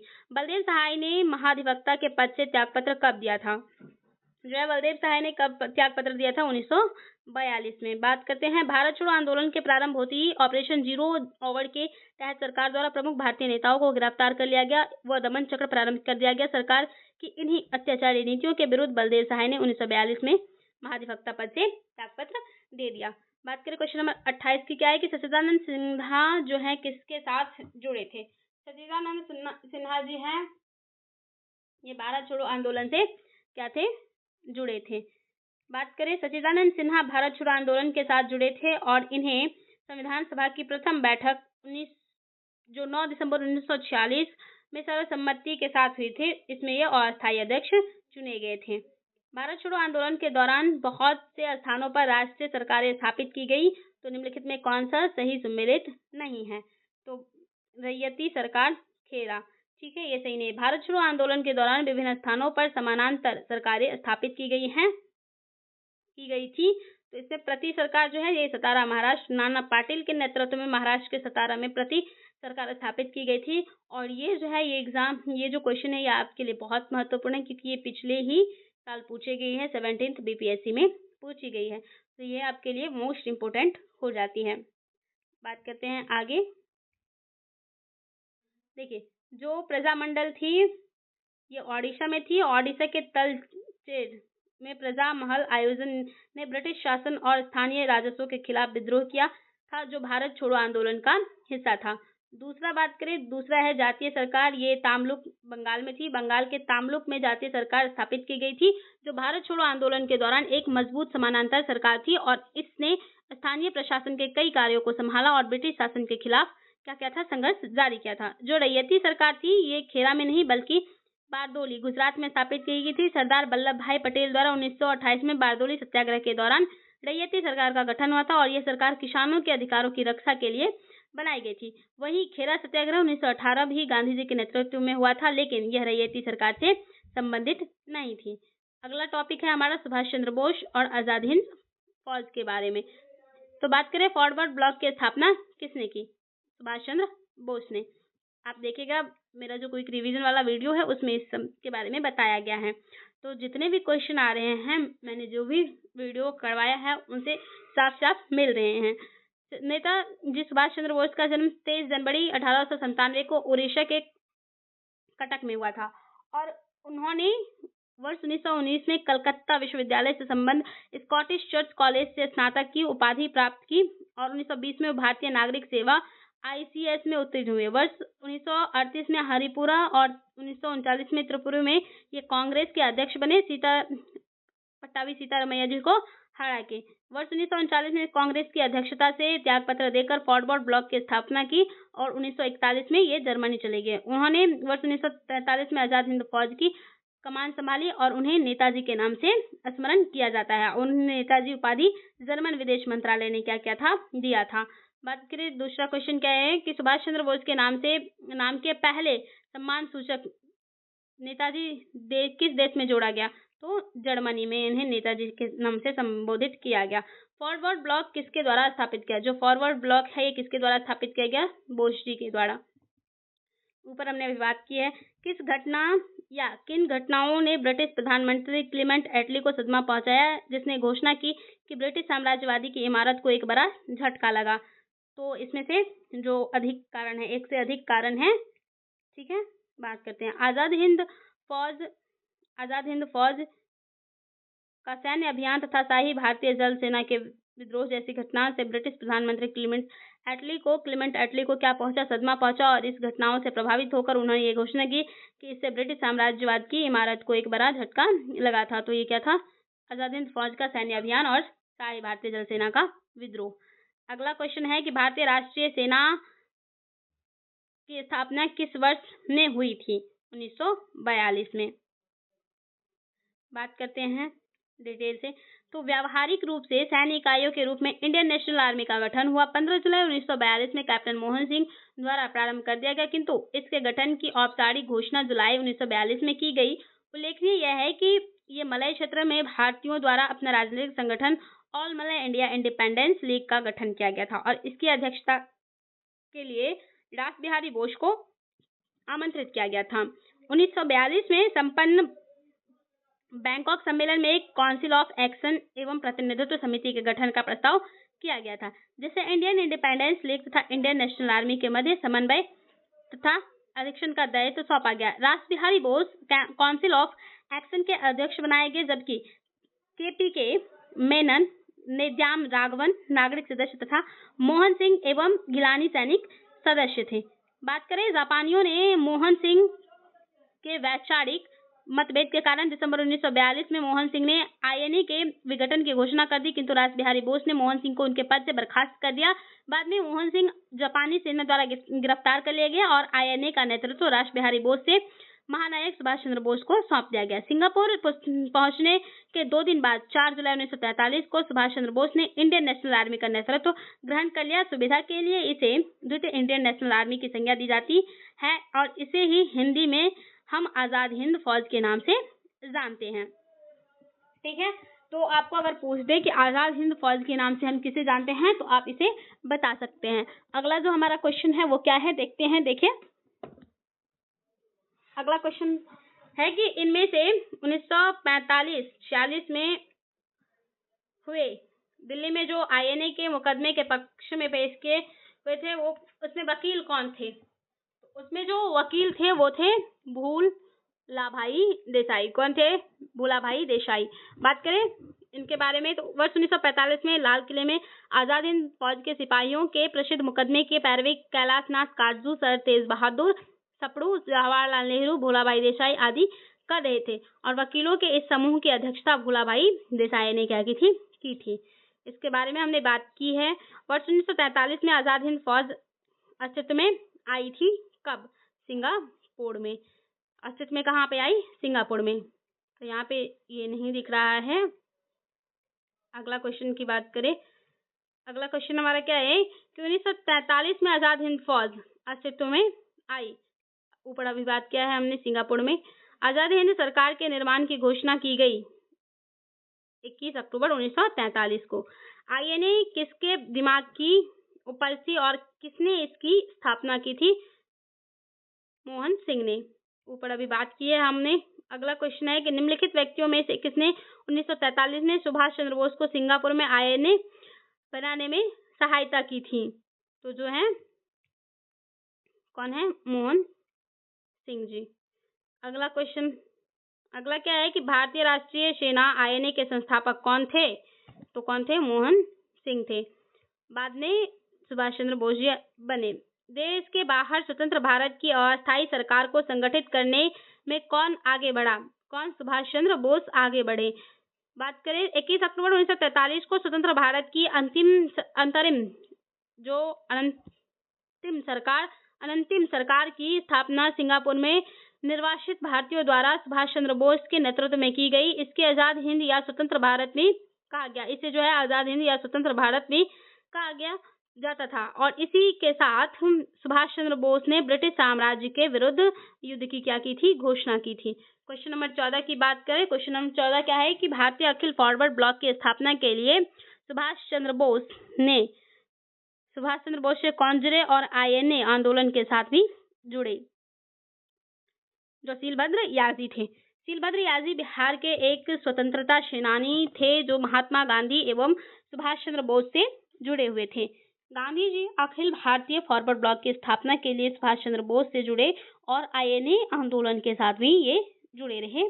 ठीक है। क्वेश्चन नंबर 15 की बात करें तो क्वेश्चन नंबर 15 है कि सुभाष चंद्र बोस ने निकोबार द्वीप को नया नाम दिया था। क्या नाम दिया था? स्वराज द्वीप। आजाद हिंद फौज के साथ अंडमान निकोबार द्वीप को ब्रिटिश साम्राज्य से मुक्त करने के बाद नेताजी सुभाष चंद्र बोस ने वहां अपना ध्वज फहराया तथा अंडमान द्वीप का नाम शहीद और निकोबार का नाम स्वराज द्वीप रखा। ठीक है, शहीद और स्वराज दे रखा। आगे बात करें हम लोग, अगला क्वेश्चन है कि इनमें से वर्ष 1945-46 में दिल्ली में हुए INA के मुकदमे के पक्ष में पेश हुए वकील कौन थे? भूलाभाई देसाई। वर्ष 1945 में लाल किले में आजाद हिंद फौज के सिपाहियों के प्रसिद्ध मुकदमे की पैरवी कैलाश नाथ ऊपर हमने बात की है, ये सब थे, लेकिन इस समूह की जो अध्यक्षता थे वो भूलाभाई देसाई कर रहे थे। क्वेश्चन नंबर 17 है कि रॉयल इंडियन नेवी विद्रोह, जिसे बॉम्बे विद्रोह के नाम से जाना जाता है, किस वर्ष हुआ था? 1946 में। बात करें रॉयल इंडियन नेवी विद्रोह, जिसे बॉम्बे विद्रोह के नाम से जाना जाता है, वर्ष 1946 में हुआ था। 18 फरवरी 1946 को लगभग 1100 भारतीय नौसेना के सैनिकों ने भूख हड़ताल की घोषणा कर दी और इस विद्रोह को ब्रिटिश सैनिकों और रॉयल नेवी के युद्धपोत द्वारा बलपूर्वक क्या किया गया था? दबा दिया गया। आगे हम बात करते हैं, अगला जो हमारा क्वेश्चन है, क्वेश्चन नंबर 18 क्या है कि इलाहाबाद में संपन्न कांग्रेस कार्यकारिणी समिति की बैठक में निम्नलिखित सदस्यों में से एक सदस्य भारत के नाजीवाद, फाशीवाद तथा साम्यवाद विरोधी निश्चित रुख के कारण जापान के विरुद्ध गुरिल्ला युद्ध की अपनी योजना के पक्ष में बहुमत जुटाने में सक्षम हुए थे, वे कौन थे? ठीक है, तो जो ये थे कौन थे? जवाहरलाल नेहरू। पंडित जवाहरलाल नेहरू भारत के नाजीवाद, फासीवाद तथा साम्राज्यवाद विरोधी निश्चित रुख के कारण जापान के विरुद्ध गोरिल्ला युद्ध की अपनी योजना के पक्ष में इलाहाबाद में हुई कांग्रेस कार्यकारिणी समिति की बैठक में बहुमत क्या किया था? प्राप्त किया था। क्या चीज? बहुमत प्राप्त किया था। अगला हमारा टॉपिक है कैबिनेट मिशन योजना। ये कब हुआ था? 1946 में। बात करते हैं कैबिनेट मिशन निम्नलिखित में से किसके लिए भारत भेजा गया था? तो जो कैबिनेट मिशन है किसके लिए भेजा गया था? एक राष्ट्रीय सरकार की स्थापना के लिए और सत्ता के हस्तांतरण के लिए संवैधानिक व्यवस्था तैयार करने के लिए क्या किया गया था? भेजा गया था, या पाकिस्तान के लिए जिन्ना की मांग के ब्यौरों पर काम करने के लिए भेजा गया था? तो इसमें से किसमें से भेजा गया था? सत्ता के हस्तांतरण के लिए एक संवैधानिक व्यवस्था तैयार करने के लिए क्या गया था? भेजा गया था। बात करें हम लोग कैबिनेट मिशन 1946, जिसके अध्यक्ष भारत मंत्री लॉर्ड पैथिक लॉरेंस तथा दो अन्य सदस्य स्टैफोर्ड क्रिप्स एवं एडी अलेक्जेंडर थे, जो भारत में सत्ता हस्तांतरण के लिए एक संवैधानिक व्यवस्था तैयार करने के लिए इन्हें भेजा गया था। अगला क्वेश्चन है कि कैबिनेट मिशन की अध्यक्षता किसके द्वारा की गई थी? तो बात करें कैबिनेट मिशन की जो अध्यक्षता है वो लॉरेंस के द्वारा की गई। अगला क्वेश्चन है कि कैबिनेट मिशन भारत में आया, कैबिनेट मिशन है वो भारत में कब आया था? ऊपर हमने अभी बात की है, तो इसमें से जो है हमारा कोई भी आंसर नहीं है, क्योंकि ये 1946 में आया था। तो कैबिनेट मिशन 24 मार्च 1946 को दिल्ली आया था। इसके अध्यक्ष लॉर्ड पैथिक लॉरेंस थे तथा अन्य दो सदस्य स्टैफोर्ड क्रिप्स अध्यक्ष बोर्ड ऑफ ट्रेड के तथा एवी अलेक्जेंडर नौसेना मंत्री के रूप में आए थे। इनमें से कौन 1940 में भारत भेजे गए कैबिनेट मिशन का सदस्य नहीं था? तो कौन नहीं था? रैमजे मैकडोनाल्ड नहीं था। ऊपर बात क्या है, इनमें से कौन कैबिनेट मिशन के सदस्य नहीं थे? कैबिनेट मिशन के सदस्य वेबल नहीं थे। इनमें से कौन कैबिनेट मिशन के सदस्य नहीं थे? हमने बात किया एंड्रयू जी इसमें कैबिनेट मिशन के सदस्य नहीं थे। वह कौन सा कांग्रेस अध्यक्ष था जिसने क्रिप्स मिशन व लॉर्ड वेबल दोनों से वार्ताएं की थी? अबुल कलाम आजाद। अबुल कलाम आजाद वर्ष 1940 से 46 तक कांग्रेस अध्यक्ष रहे। उन्होंने क्रिप्स मिशन 1942 में तथा लॉर्ड वेबल 1945 में दोनों वार्ताएं की थी। हमने कल के क्वेश्चन में भी ऐसा एक क्वेश्चन आया था, उसमें भी बात की थी। बात करते हैं आगे क्या है? अंतरिम सरकार का गठन। हमारा टॉपिक अंतरिम सरकार में वित्त मंत्री कौन थे? अंतरिम सरकार में वित्त मंत्री लियाकत अली खान थे। पुनर्गठित अंतरिम सरकार अक्टूबर 1940 में वित्त मंत्री का पद लियाकत अली खान के पास, गृह विभाग सरदार पटेल के पास तथा विदेशी मामले एवं राष्ट्रमंडल विभाग जवाहरलाल नेहरू के पास था। हम बहुत बड़ी भूल करेंगे यदि हम बिहार की जनता और उनके मंत्रिमंडल को लीग के नेताओं के हिंसक व असम में आक्रमणों के आगे आरक्षित छोड़ देंगे। तो वर्ष 1946 में यह बात किसने कही? सरदार पटेल ने। ठीक है, बात करें क्वेश्चन नंबर 3 की। क्वेश्चन नंबर 3 है वर्ष 1946 में बनी अंतरिम सरकार में राजेंद्र प्रसाद के पास कौन सा विभाग था? तो खाद्य एवं कृषि का विभाग था। वर्ष 1940 में बनी अंतरिम सरकार में राजेंद्र प्रसाद के पास खाद्य एवं कृषि विभाग, बलदेव सिंह के पास रक्षा विभाग, वल्लभ भाई पटेल के पास गृह विभाग था। क्वेश्चन नंबर 4 है कि 1946 में बनी अंतरिम सरकार में डॉक्टर राजेंद्र प्रसाद के पास कौन सा विभाग था? राजेंद्र प्रसाद जी के पास खाद्य एवं कृषि का जो था विभाग था। इसके बारे में हमने बात की है, आप देख लीजिएगा एक बार, उसमें सभी बातें छोटे छोटे पॉइंट्स में क्लियर की गई हैं एकदम से। कैबिनेट मिशन योजना के आधार पर 24 अगस्त 1946 की घोषणा के तहत नवनिर्वाचित संविधान सभा से 2 सितंबर 1946 को भारत की अंतरिम सरकार का गठन किया गया और इसमें राजेंद्र प्रसाद के पास खाद्य एवं कृषि विभाग था। आगे बात करते हैं क्वेश्चन नंबर 5 की। क्वेश्चन नंबर 5 है कि वर्ष 1946 में बनी अंतरिम सरकार में राजेंद्र प्रसाद के पास कौन सा विभाग था? अभी हमने ऊपर बात किया है, खाद्य एवं कृषि विभाग था। क्वेश्चन नंबर 6 की बात करें। क्वेश्चन नंबर 6 है कि 1946 में गठित अंतरिम सरकार के मंत्रिमंडल में श्रम विभाग किसे सौंपा गया था? जगजीवन राम जी को श्रम विभाग सौंपा गया था। 1946 में बनी अंतरिम सरकार में जो श्रम विभाग है बाबू जगजीवन राम को दिया गया। राजेंद्र प्रसाद को खाद्य एवं कृषि विभाग दिया गया। सैयद अली जहीर को विधि विभाग दिया गया था। अगले क्वेश्चन की बात करें। अगला क्वेश्चन है कि भारतीय अंतरिम सरकार में रियासतों का विभाग किसे दिया गया था? तो किसे दिया गया था? वल्लभ भाई पटेल को।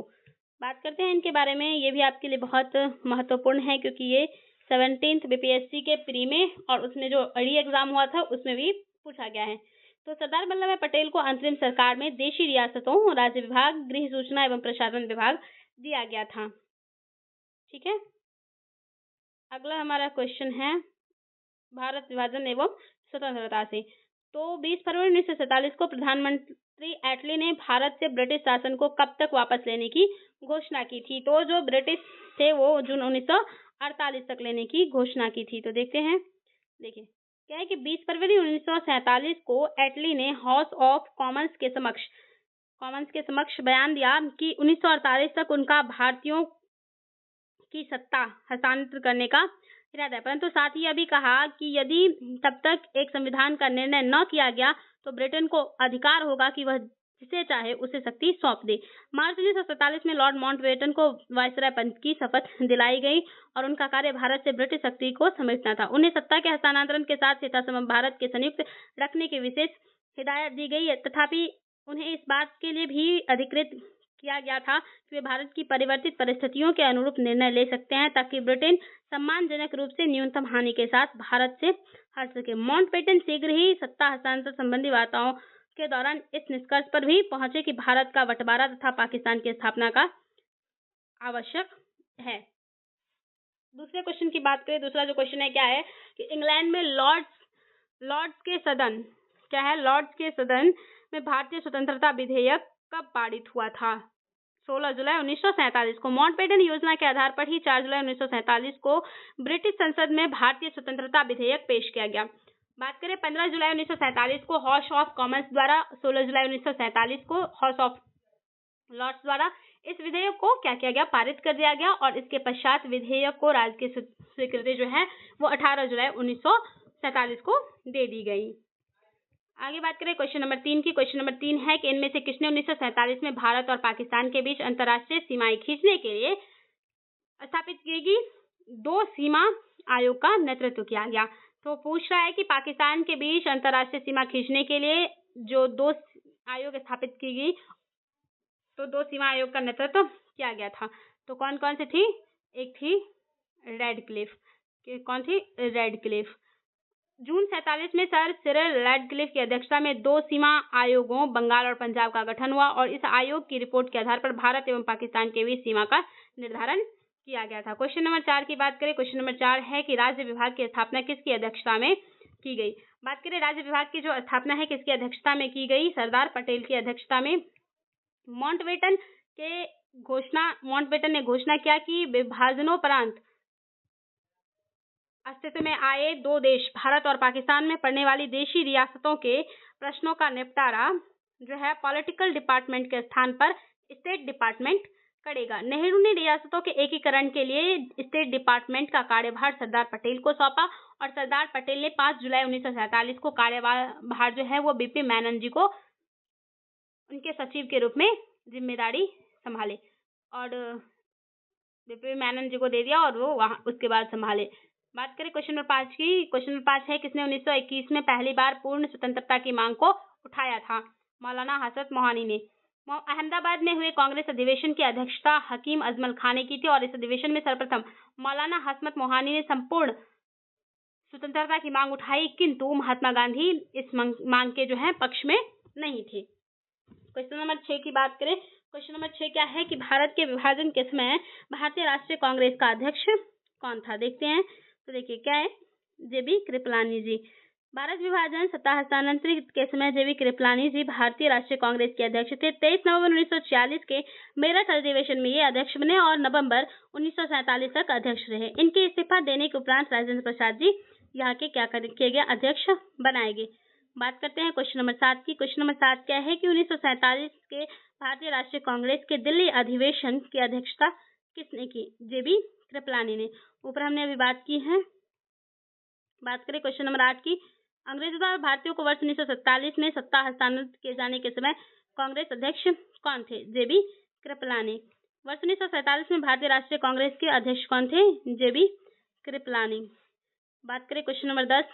क्वेश्चन नंबर 10 क्या है कि अंग्रेजों द्वारा भारतीयों को 1947 में सत्ता हस्तांतरित किए जाने के समय कांग्रेस अध्यक्ष कौन था? जेबी कृपलानी।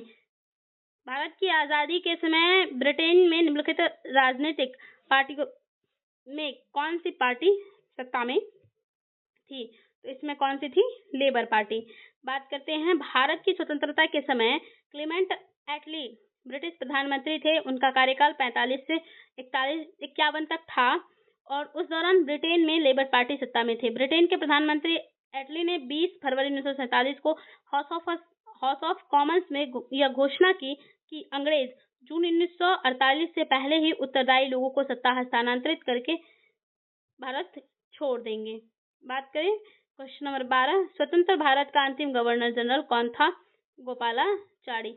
गोपालाचारी जी 1948 से 50 के दौरान स्वतंत्र भारत के प्रथम भारतीय और अंतिम गवर्नर जनरल थे और इस पद पर वे 26 जनवरी 1950 तक रहे। वर्ष 1952-54 तक वे मद्रास के मुख्यमंत्री रहे और 1959 में विभिन्न मुद्दों पर कांग्रेसी नेताओं से मतभेद के कारण उन्हें कांग्रेस छोड़कर स्वतंत्र पार्टी का क्या किया, उन्होंने गठन किया। क्वेश्चन नंबर 13 की बात करें। क्वेश्चन नंबर 13 क्या है कि स्वतंत्र भारत के पहले भारतीय गवर्नर जनरल कौन थे? सी गोपालाचारी।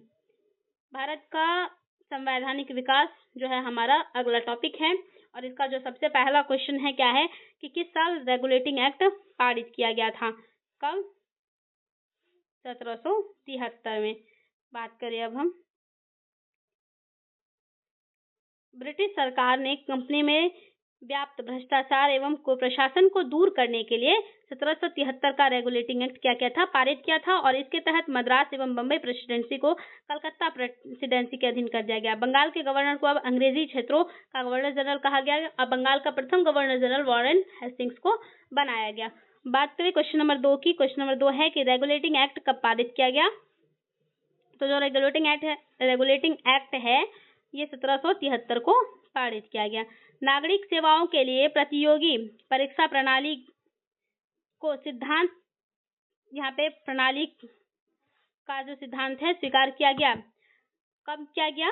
1853 में। 1853 के चार्टर एक्ट में यह व्यवस्था की गई कि नियंत्रण बोर्ड और उसके अन्य पदाधिकारियों का वेतन सरकार निश्चित करेगी और परंतु धन कंपनी देगी। ठीक है। डायरेक्टरों की संख्या 24 से घटाकर 18 कर दी गई और उनमें से 6 क्राउन द्वारा मनोनीत किए जाने थे और इसमें प्रावधानी तथा नियुक्तियां अप्रतियोगी परीक्षाओं के द्वारा ही की जाएंगी, जिसमें किसी प्रकार का भेदभाव नहीं किया जाएगा। इस प्रकार का निर्णय लिया गया। बात करें अब हम लोग मॉन्टेग्यू चेम्सफोर्ड की रिपोर्ट की, तो ये भारत सरकार अधिनियम 1919 का क्या बनी? आधार बनी। तत्कालीन भारत सचिव एडविन मॉन्टेग्यू और वायसरॉय लॉर्ड चेम्सफोर्ड की रिपोर्ट भारतीय परिषद अधिनियम 1919 का आधार बनी थी और इसी अधिनियम के तहत प्रांतों में पहली बार द्वैध शासन लागू किया गया था। क्वेश्चन नंबर 5 क्या है कि निम्न में से किस अधिनियम में भारत में पृथक निर्वाचन मंडल आरंभ हुआ? जो भारत में पृथक निर्वाचन मंडल है ये कब से हुआ? भारतीय परिषद अधिनियम 1909 से। बात करें भारतीय परिषद अधिनियम 1909 मार्ले मिंटो सुधार के नाम से जाना जाता है, द्वारा भारत में सांप्रदायिक प्रतिनिधित्व की व्यवस्था की गई, जिसके अंतर्गत मुसलमानों के लिए पृथक निर्वाचन मंडल की व्यवस्था करना था। और गांधी जी ने कहा कि मार्ले मिंटो सुधार जो है उसने क्या किया? हमारा सर्वनाश कर दिया। भारतीय उच्चायुक्त के पद का सृजन किस अधिनियम से हुआ था? जो भारतीय उच्चायुक्त का पद है ये किससे? भारतीय अधिनियम 1919 से क्या हुआ था? सृजित हुआ था। बात करते हैं जो भारत सरकार अधिनियम 1919 में भारत सचिव के कार्यभार को कम करने के लिए भारतीय उच्चायुक्त की नियुक्ति की गई थी। इसका कार्य भारत सरकार के लिए अस्त्र शस्त्र और अन्य सामान खरीदना, ठेका देना, व्यापारिक हितों को देखना और इंग्लैंड में पढ़े जाने वाले भारतीय विद्यार्थियों की देखभाल करना था।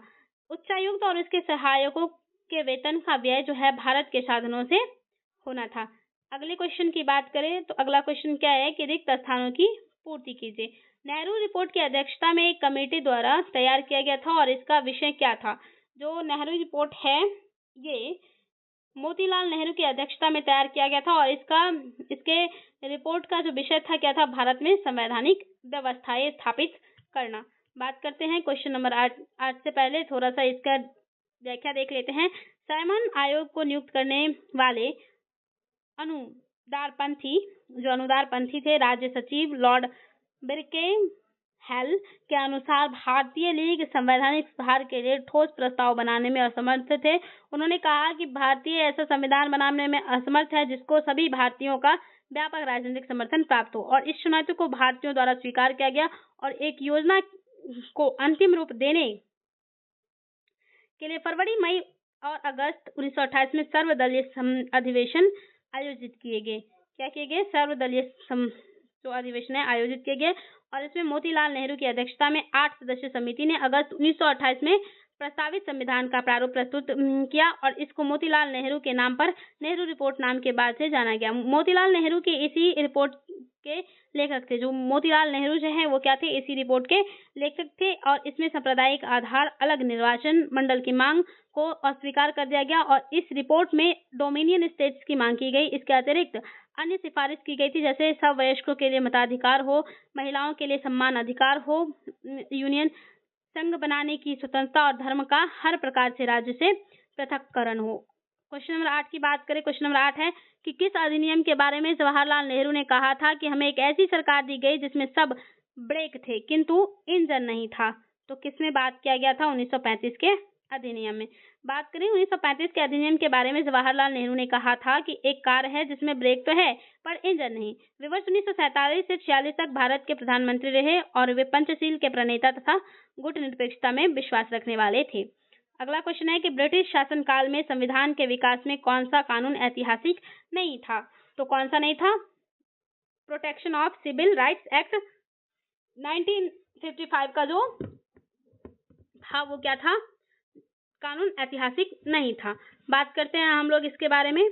तो देखिए, भारत में ब्रिटिश शासन के दौरान ब्रिटिश सरकार के द्वारा जो रेगुलेटिंग एक्ट 1773 है, चार्टर एक्ट 1833 तथा गवर्नमेंट ऑफ इंडिया एक्ट 1919 पारित किया गया था, जबकि प्रोटेक्शन ऑफ सिविल राइट्स 1955 भारतीय संसद द्वारा पारित किया गया था।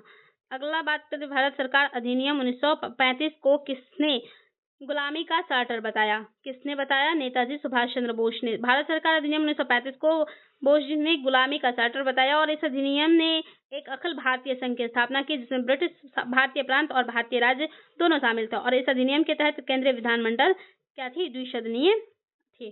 भारत सरकार अधिनियम 1935 ने क्या समाप्त कर दिया? प्रांतीय द्वैध शासन व्यवस्था को। भारत सरकार अधिनियम 1935 ने प्रांतीय द्वैध शासन व्यवस्था समाप्त करके प्रांतीय स्वायत्तता लागू की। फलतः आरक्षित एवं हस्तांतरित विषयों में भेद समाप्त हो गया और कुछ आरक्षणों सहित प्रांतों में पूर्ण उत्तरदायी सरकार स्थापित हो गई। क्वेश्चन नंबर 12 की बात करें तो निम्नलिखित में से कौन भारत सरकार अधिनियम 1935 की एक विशेषता में नहीं है? तो 1935 के अधिनियम का मूल्यांकन। देखिए, तो बात क्या है कि भारत सरकार अधिनियम 1935 की विशेषताओं में भारत के संघ का प्रस्ताव, गवर्नर जनरल की कार्यकारिणी परिषद का पुनर्गठन तथा प्रांतीय स्वायत्तता शामिल थे, परंतु 1935 के अधिनियम के मूल्यांकन का प्रावधान इसमें नहीं था और इस अधिनियम में संघीय न्यायालय की स्थापना, केंद्र एवं प्रांतों में शक्तियों का विभाजन था। तो ये भी बहुत महत्वपूर्ण है क्योंकि ये 17th बीपीएससी में पूछा जा चुका है। आगे बात करें हम लोग, क्या है कि द्विसदनीय केंद्रीय प्रांतों में द्वैध शासन की समाप्ति और केंद्र में द्वैध शासन आदि के प्रावधान भी किए गए थे। भारत का वर्तमान संवैधानिक ढांचा काफी हद तक 1935 के अधिनियम पर आधारित है। अगला है कि डॉक्टर राजेंद्र प्रसाद को संविधान सभा का सभापति कब चुना गया? दिसंबर 1946 में। 9 दिसंबर 1946 को संविधान सभा की प्रथम बैठक की अध्यक्षता अस्थायी डॉक्टर सच्चिदानंद सिन्हा ने की थी और 11 दिसंबर 1946 को संविधान सभा ने डॉक्टर राजेंद्र प्रसाद को निर्विरोध संविधान सभा के अस्थायी अध्यक्ष के रूप में निर्वाचित किया। अगला क्वेश्चन है कि निम्नलिखित में से किस अधिनियम के तहत लॉर्ड कॉर्नवालिस को अपनी काउंसिल के फैसलों को रद्द करने का अधिकार मिला था? 1786 का एक्ट। कॉर्नवालिस गवर्नर जनरल तथा मुख्य सेनापति दोनों की शक्तियां लेना चाहता था। 1786 के एक्ट के अनुसार इसे स्वीकार कर लिया गया तथा विशेष अवस्था में अपनी परिषद के निर्णयों को रद्द करने तथा अपने निर्णय को लागू करने का अधिकार भी गवर्नर जनरल को दे दिया गया। बात करें क्वेश्चन नंबर 15 की। क्वेश्चन नंबर 15 क्या है कि पिट्स इंडिया एक्ट ब्रिटिश संसद द्वारा कब पारित हुआ था? तो जो पिट्स इंडिया एक्ट है ये 1784 में पारित हुआ था। पिट्स इंडिया एक्ट 1784 में पारित किया गया था तथा पिट्स इंडिया एक्ट 1784 के मुख्य प्रावधान से कंपनी के नागरिक, सैन्य और राजस्व मामलों को बनाए रखने के लिए बोर्ड ऑफ कंट्रोल की स्थापना की गई और भारत में गवर्नर जनरल की परिषद के सदस्यों को घटाकर 3 सदस्य कर दिया गया। नागरिक और सैन्य अधिकारियों को भारत और ब्रिटेन में अपनी संपत्तियों के विवरण का खुलासा करने के लिए कहा गया। क्वेश्चन नंबर 16 की बात करें। क्वेश्चन नंबर 16 क्या है कि द्वैध शासन का जो जनक है किसे माना जाता है? द्वैध शासन का जनक किसे माना जाता है? लियोनिन कर्टिस को। बात करें तो जो सर लियोनिल कर्टिस को द्वैध शासन का जनक माना जाता है और उसके द्वैध शासन संबंधी विचार भारत सरकार अधिनियम 1919 का आधार बने थे। क्वेश्चन नंबर 17 की बात करें। क्वेश्चन नंबर 17 है कि वर्ष 1919 में जब मॉन्टेग्यू चेम्सफोर्ड अधिनियम पास हुआ था तब इंग्लैंड प्रधानमंत्री कौन था? इंग्लैंड का जो प्रधानमंत्री है वो लॉयड जॉर्ज था। कौन? Lloyd George. अगला बात करते हैं 18 क्या है कि मुद्दिमन कमेटी को किसकी कार्यप्रणाली पर रिपोर्ट देने के लिए नियुक्त किया गया था? तो द्वैत प्रणाली के मुद्दिमैन समिति की नियुक्ति वर्ष 1924 में अलेक्जेंडर मुद्दिमैन के नेतृत्व में हुई थी और समिति को भारतीय परिषद अधिनियम 1919 के तहत स्थापित संविधान द्वारा द्वैध शासन के मुद्दे पर चर्चा एवं जांच के लिए नियुक्त किया गया था। ब्रिटिश सदस्यों के अलावा इसमें 4 भारतीय सदस्य थे। शिवस्वामी अय्यर थे और आर.पी. पड़ाजपे, तेज बहादुर शाह, प्रमुख मोहम्मद अली जिन्ना। समिति ने अपनी रिपोर्ट वर्ष 1925 में दी थी। आगे बात करते हैं। आगे क्या है कि आधुनिक इतिहास और कुछ इसके बाद में दिया गया। तो बात करें यूनाइटेड किंगडम की महारानी एलिजाबेथ द्वितीय के संबंध में कौन सा कथन सही है? उन्होंने 70 वर्षों तक शासन किया और 96 वर्ष की आयु में उनकी मृत्यु हो गई। ये सही नहीं है। आगे बात यही सही है। क्या है कि उनकी मृत्यु हो गई। और बात करें उन्होंने 68 वर्षों तक शासन किया और 94 वर्ष की आयु में उनकी मृत्यु हो गई। तो जो है पहला ऑप्शन वो सही है। 8 सितंबर 2022 को यूनाइटेड किंगडम की जो महारानी क्वीन एलिजाबेथ थी 96 वर्ष की आयु में उनकी मृत्यु होगी और वर्ष 1952 में एलिजाबेथ द्वितीय ने यूनाइटेड किंगडम की सत्ता संभाली थी और इस प्रकार उन्होंने 70 वर्षों तक शासन किया था। अब बात करते हैं निम्नलिखित में से कौन सा कथन सही है? कौन सा कथन सही है इसके बारे में बात करते हैं। देखिए तो इसमें से जो कथन है वो एक से अधिक कथन क्या है सही है। स्वामी दयानंद सरस्वती ने भारतीयों के लिए का नारा दिया। ये बात सही है। भारत भारतीयों के लिए नारा दिया। और 1893 के शिकागो में हुए विश्व धार्मिक संसद में स्वामी विवेकानंद ने भाग लिया। ये भी सही है। और राजा राम मोहन राय नवीन शिक्षा के अग्रणी थे। उन्हें आधुनिक भारत का जनक कहा जाता है। तो ये जो है विकल्प डी इसका सही उत्तर है। बात करें हैं अगले क्वेश्चन की। क्वेश्चन नंबर 3 क्या है कि फ्रांसीसी क्रांति के नारे स्वतंत्रता, समानता और ... ने पूरी दुनिया को प्रेरित किया था। तो जो भाईचारा है उसने क्या किया था? पूरी दुनिया को प्रेरित किया था। समानता, स्वतंत्रता एवं बंधुत्व का नारा फ्रांस की राज्य क्रांति की देन है जिसने न केवल फ्रांस की अपितु पूरी दुनिया को प्रभावित किया। उल्लेखनीय है कि फ्रांसीसी क्रांति की शुरुआत 14 जुलाई 1789 की हुई थी और उसमें फ्रांस का जो राजा था वो लुई 16वां था। कौन? लुई 16वां। अगला क्वेश्चन है सर सैयद अहमद खान के सबसे कटु आलोचक कौन थे? तो जमालुद्दीन अफगानी थे। अगले क्वेश्चन की बात करें। सर सैयद अहमद खान के सबसे कटु आलोचक जमालुद्दीन अफगानी थे। वही अंग्रेजी शिक्षा एवं ब्रिटिश सरकार के साथ सहयोग के पक्ष में सबसे असरदार आंदोलन का प्रारंभ सैयद अहमद ने किया। सैयद अहमद खान ने कांग्रेस की स्थापना का विरोध किया और उसके विरोध में 1888 में यूनाइटेड इंडियन पैट्रियाटिक एसोसिएशन की स्थापना की। क्वेश्चन नंबर 5 की बात करें। एक अच्छे यूरोपीय पुस्तकालय की एक अलमारी भारत तथा अरब के संपूर्ण साहित्य के अधिक मूल्यवान है। यह किसने कहा था? टीवी मैकाले ने। देखिए मैकाले का मानना था कि यूरोप के एक अच्छे पुस्तकालय की एक अलमारी का तख्ता भारत एवं अरब के समस्त साहित्य से अधिक मूल्यवान है। मैकाले ने भारतीय संस्कृति की उपेक्षा करते हुए अंधविश्वासों का भंडार बताया। मैकाले भारतीयों में पश्चात शिक्षा के प्रसार के साथ एक ऐसे समूह का निर्माण करना चाहता था जो रंग एवं रक्त से तो भारतीय हो पर विचार और रुचि से बुद्धि से अंग्रेज हो। अगले क्वेश्चन की बात करें है कि निम्नलिखित में से कौन सा युग्म सही है। आप इसे मिलाइएगा, खुद से ही बनाइएगा। बात करते हैं अगले क्वेश्चन की, निम्नलिखित में कौन सी घटना सबसे पहले हुई थी। संथाल, बिरसा मुंडा और कुछ है, देख लेते हैं। ताना भगत आंदोलन, उपयुक्त में से एक से अधिक। तो जो है संथाल सबसे पहले हुआ था। संथाल विद्रोह 1856 में हुआ था और बिरसा मुंडा 99 से 1900 और ये 1914 में ताना भगत आंदोलन प्रारंभ हुआ था। आगे बात करें, खां अब्दुल गफ्फार खां द्वारा स्थापित खुदाई खिदमतगार को किस नाम से जाना जाता था। रेड शर्ट्स के नाम से जाना जाता था। अब्दुल गफ्फार खां द्वारा स्थापित खुदाई खिदमतगार ईश्वर के सेवक के स्वयं लाल कुर्ती पहनते थे, जिस कारण खुदाई खिदमतगार को रेड शर्ट के नाम से जाना जाता था और लाल कुर्ती दल ने गफ्फार खां को फरह अफगान की उपाधि दी थी। इन्होंने पख्तून नामक एक पत्रिका पश्तो भाषा में निकाली जो बाद में 10 रोजा नाम से प्रकाशित हुई थी।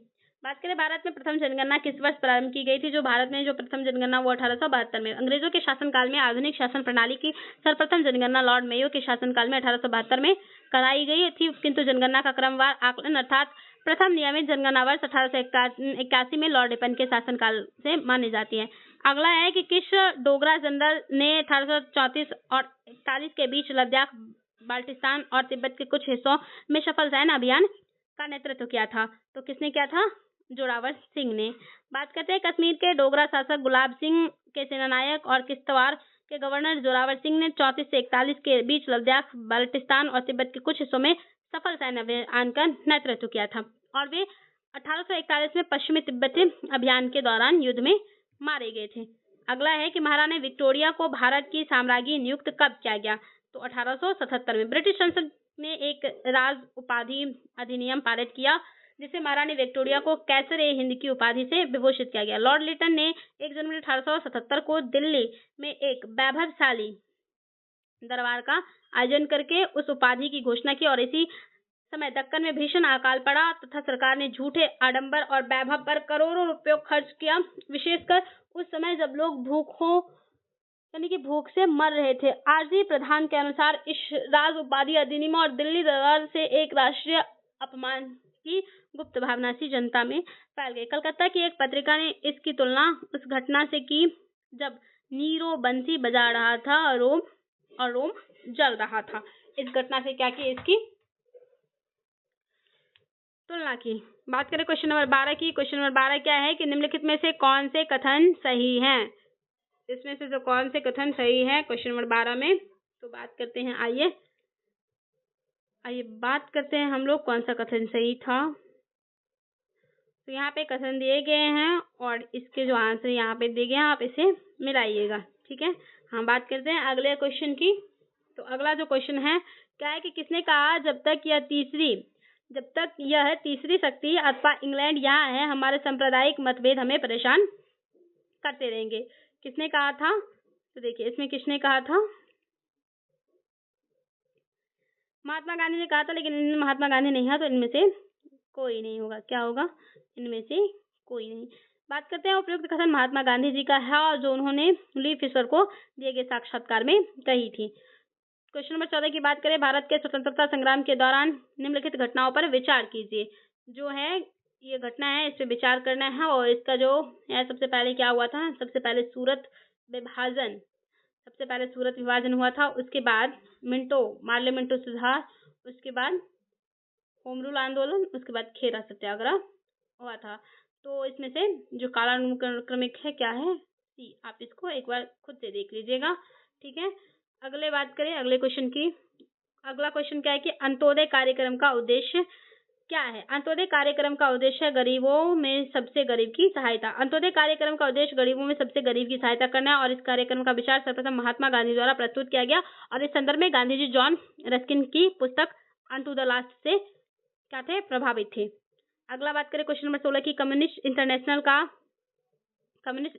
का सदस्य बनने वाला पहला भारतीय कौन था? एम.एन. रॉय। कम्युनिस्ट इंटरनेशनल की स्थापना 1919 में व्लादिमीर लेनिन और रूसी पार्टी द्वारा की गई थी। एमएन रॉय लेनिन के निमंत्रण पर मॉस्को गए थे तथा कम्युनिस्ट इंटरनेशनल के सदस्य बने। कम्युनिस्ट इंटरनेशनल के सदस्य बनने वाले वे पहले भारतीय थे। क्वेश्चन नंबर 17 क्या है कि राष्ट्रवाद की आध्यात्मिक दिशा किसके द्वारा लोकप्रिय बनाया गया?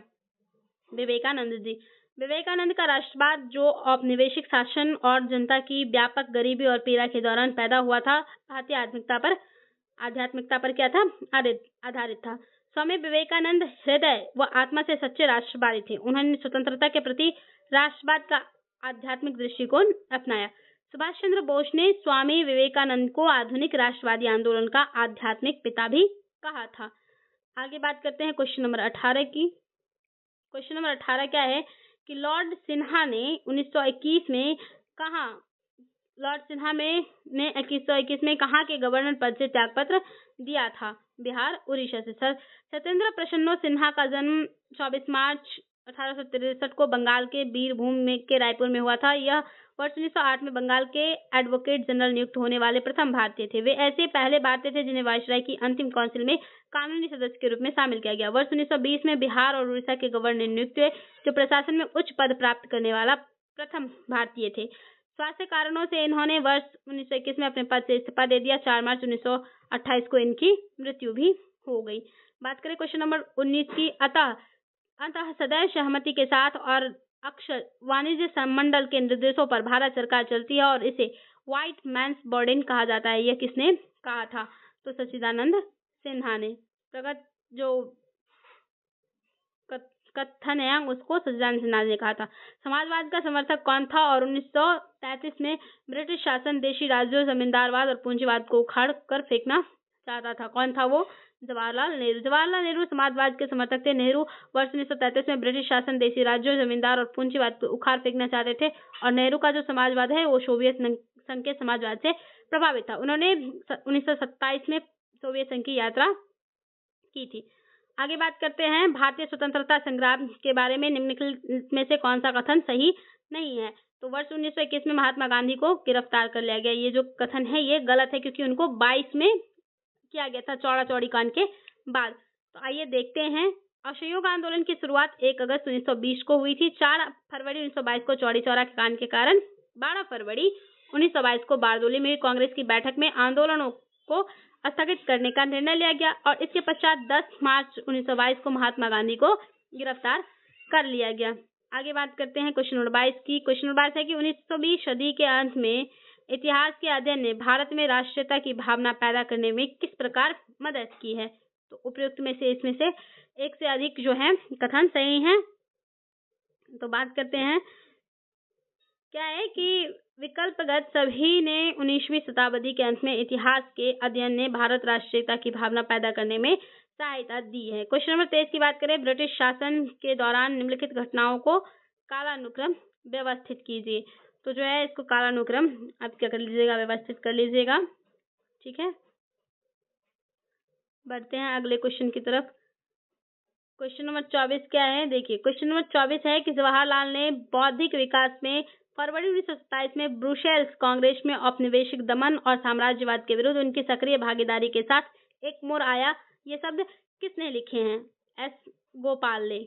बात करते हैं जवाहरलाल के बौद्धिक विकास में फरवरी 1927 में ब्रुसेल्स कांग्रेस के औपनिवेशिक दमन और साम्राज्यवाद के विरुद्ध उनकी सक्रिय भागीदारी के साथ एक मोड़ आया, यह कथन एस गोपाल का है। ऊपर हमने बात किया किस ब्रिटिश अधिकारी ने भारत सरकार को सूचित किया कि पटना के मुसलमान पेशावर के नजदीक 64वीं नेटिव इन्फेंट्री के साथ आपस में पत्र व्यवहार करते थे और याचना की ब्रिटिश के विरुद्ध बगावत करी? तो रॉबर्ट मॉन्टगोमरी नामक ब्रिटिश अधिकारी ने भारत सरकार को सूचित किया कि पटना में मुसलमान पेशावर के नजदीक 64वीं नेटिव इन्फेंट्री के साथ आपस में पत्र व्यवहार करते थे और याचना की ब्रिटिश के विरुद्ध बगावत करी। क्वेश्चन नंबर 26 है कि प्रथम विश्व युद्ध ने भारत के व्यापार संतुलन को कैसे प्रभावित किया? जो प्रथम विश्व युद्ध है इसने कैसे प्रभावित किया? निर्यात में कमी के कारण व्यापार में क्या हो गया? घाटा हो गया। इस प्रकार से प्रभावित हुए। तो बात करें 1914-18 तक ये जो प्रथम विश्व युद्ध है ये चला था और इसने विषय के साथ भारत के व्यापार संतुलन को भी प्रभावित किया और इस विषय युद्ध के परिणाम स्वरूप निर्यात में कमी के कारण भारत को क्या हुआ था, व्यापार में घाटा हुआ था। क्या होता, भारत को व्यापार में घाटा हुआ था। आगे हम बात करते हैं क्वेश्चन नंबर 27 की। क्वेश्चन नंबर 27 है कि बिहार समाजवादी पार्टी का गठन किसने किया था? तो किसने किया था? फूलन प्रसाद वर्मा और अजय प्रकाश नारायण ने। ऊपर हमने इनके बारे में बात की है। Question number 28, Bihar provincial Congress committee जिसका मुख्यालय पटना में है का गठन किस वर्ष हुआ? 1908 में। बिहार प्रोविंशियल कांग्रेस कमेटी का जो गठन है 1908 में पटना में किया गया और इस सम्मेलन की अध्यक्षता सैयद अली इमाम ने की थी। बात करें क्वेश्चन नंबर 29 की, कौन सी घटना सबसे पहले हुई थी? तो देखिए, बात करते हैं इसमें जो सबसे पहली जो घटना हुई थी, क्रिप्स मिशन का क्या हुआ था, आगमन हुआ था। उसके बाद से घटनाएं चालू हुई। बात करते हैं, अगला है सम्मिलित कीजिए, तो आप इसे खुद सम्मिलित कर लीजिएगा। क्वेश्चन नंबर 31 की बात करें तो कौन से प्रसिद्ध भारतीय गुरुदेव के नाम से जाने देते थे? कौन से ऐसे प्रसिद्ध भारतीय थे जो गुरुदेव के नाम से जाने जाते थे? रविंद्रनाथ टैगोर। जो रविंद्रनाथ टैगोर है उनका जन्म कलकत्ता में 7 मई 1861 को हुआ था और 1901 में उन्होंने शांति निकेतन में एक विद्यालय प्रारंभ किया जो 1918 में विश्व भारती नाम से विख्यात विश्वविद्यालय में परिवर्तित हो गया। 1913 में उनके गीतों की पुस्तिका गीतांजलि को साहित्य नोबेल पुरस्कार से पुरस्कृत किया गया और वे गुरुदेव के नाम से जाने जाते थे। क्वेश्चन नंबर 32 की बात करें, क्वेश्चन नंबर 32 क्या है कि जय जवान जय किसान का नारा जो है किसने दिया? जय जवान जय किसान का नारा लाल बहादुर शास्त्री ने दिया था। ठीक है, और लाल बहादुर शास्त्री क्या थे? भारत के भूतपूर्व प्रधानमंत्री। क्या थे? भूतपूर्व प्रधानमंत्री। भारतीय राजनीति में 1947 के बाद किस महिला ने सर्वाधिक योगदान दिया? अरुणा आसफ अली ने। थोड़ा सा हम अरुणा आसफ अली के बारे में देख लेते हैं। अरुणा आसफ अली एक राष्ट्रवादी और स्वतंत्रता सेनानी थी। 1942 के भारत छोड़ो आंदोलन में स्वयं और सुचेता कृपलानी भूमिगत आंदोलन की दो प्रमुख महिला संगठन करती थी। अरुणा आसफ अली भारतीय राजनीति में 1947 के बाद 48 में सोशलिस्ट पार्टी से जुड़ गई और 1950 में कम्युनिस्ट पार्टी ऑफ इंडिया से जुड़ी और मॉस्को की यात्रा की। 1954 में national federation of Indian women के गठन में सहयोगी रही और 1958 में दिल्ली के मेयर बने। फिर पैट्रियट समाचार पत्र की स्थापना की और इस तरह उन्होंने 1947 के बाद भारतीय राजनीति में सर्वाधिक क्या था? योगदान दिया था। बात करें क्वेश्चन नंबर 34 की। क्वेश्चन नंबर 34 क्या है कि रामचंद्र शर्मा जो है किस गांव से थे? अमहाड़ा। रामचंद्र शर्मा अमहाड़ा, ये पटना के निवासी थे और बिहार में फॉरवर्ड ब्लॉक के ये प्रमुख नेता थे। अगले क्वेश्चन की बात करें, अगला क्वेश्चन क्या है कि विश्व में शांति और आपसी सहयोग स्थापित करने के लिए नेहरू जी ने कौन सा सिद्धांत प्रस्तुत किया था? गुट निरपेक्षता का सिद्धांत जो है नेहरू जी ने पेश किया था।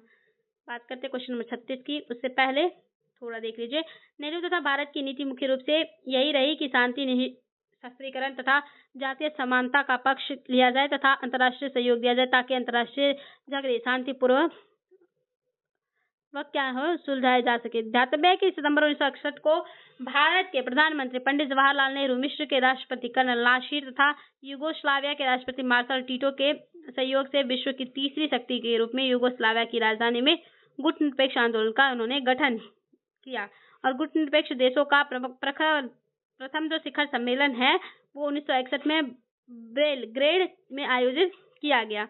आगे बात करें क्वेश्चन नंबर 36 की। स्वतंत्रता पूर्व बिहार में निम्नलिखित में से एक वर्चस्वशाली जाति नहीं थी।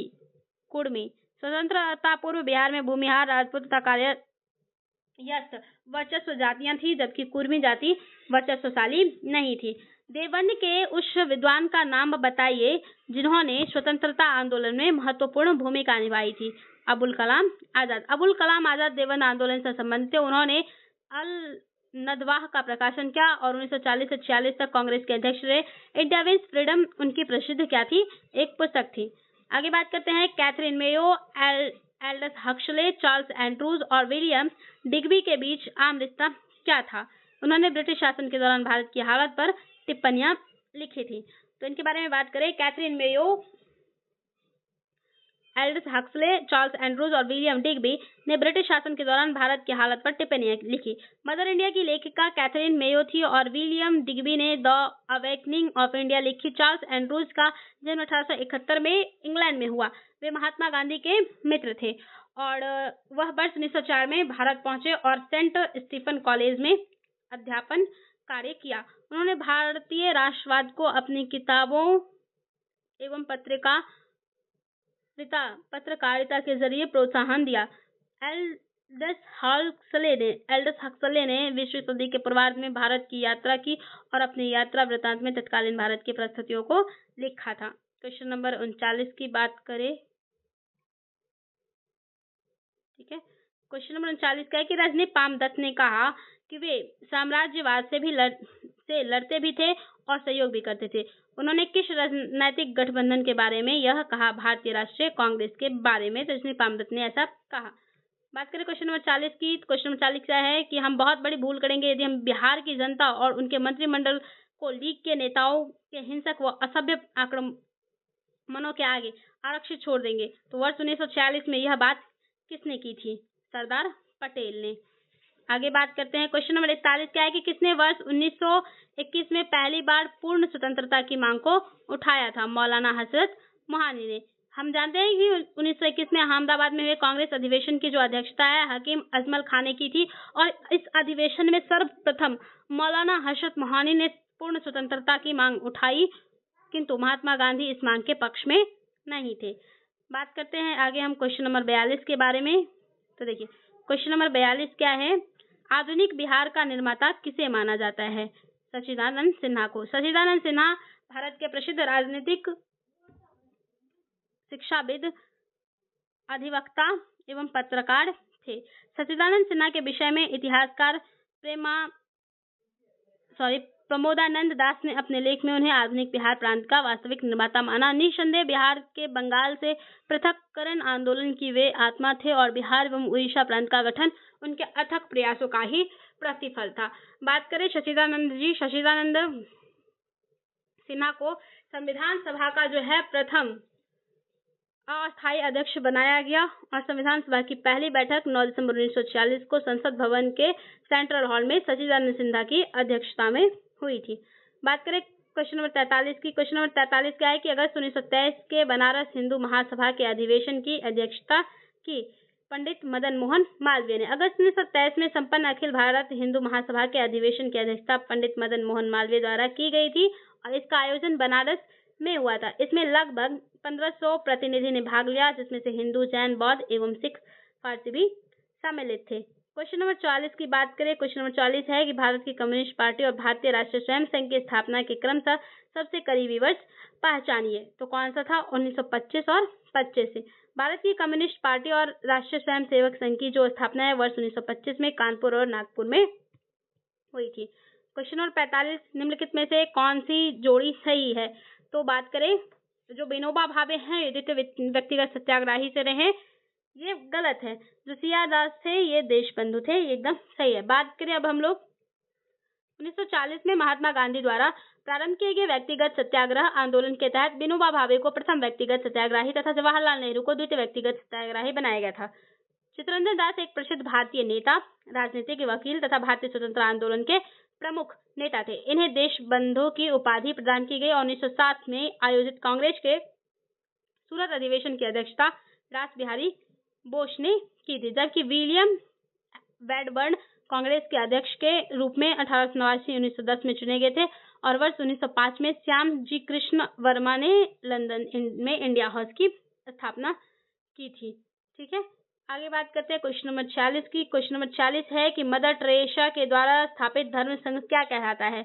जो मदर टेरेसा के द्वारा है वो क्या कहलाता है? Missionaries of charity. Mother Teresa द्वारा मानव सेवा के लिए 1950 में स्थापित धर्म संघ मिशनरीज ऑफ चैरिटी कहलाता है। क्वेश्चन नंबर 47 कौन सा समझौता भारत और चीन के बीच सीमा मुद्दों को हल करने के लिए विफल रहा, जिससे अंततः संघर्ष हुआ?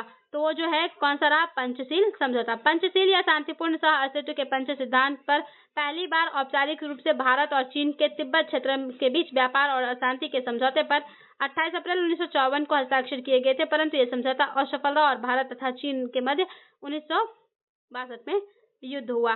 बात करते हैं आगे हम लोग।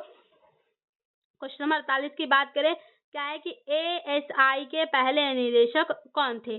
Alexander Cunningham. भारतीय पुरातत्व सर्वेक्षण ASI एक भारतीय सरकारी एजेंसी है जो देश में पुरातात्विक अनुसंधान और सांस्कृतिक ऐतिहासिक स्मारकों के संरक्षण और परिरक्षण के लिए जिम्मेदार है और इसकी स्थापना 1861 में अलेक्जेंडर कनिंघम ने की थी, जो इसके पहले महानिदेशक भी बने थे।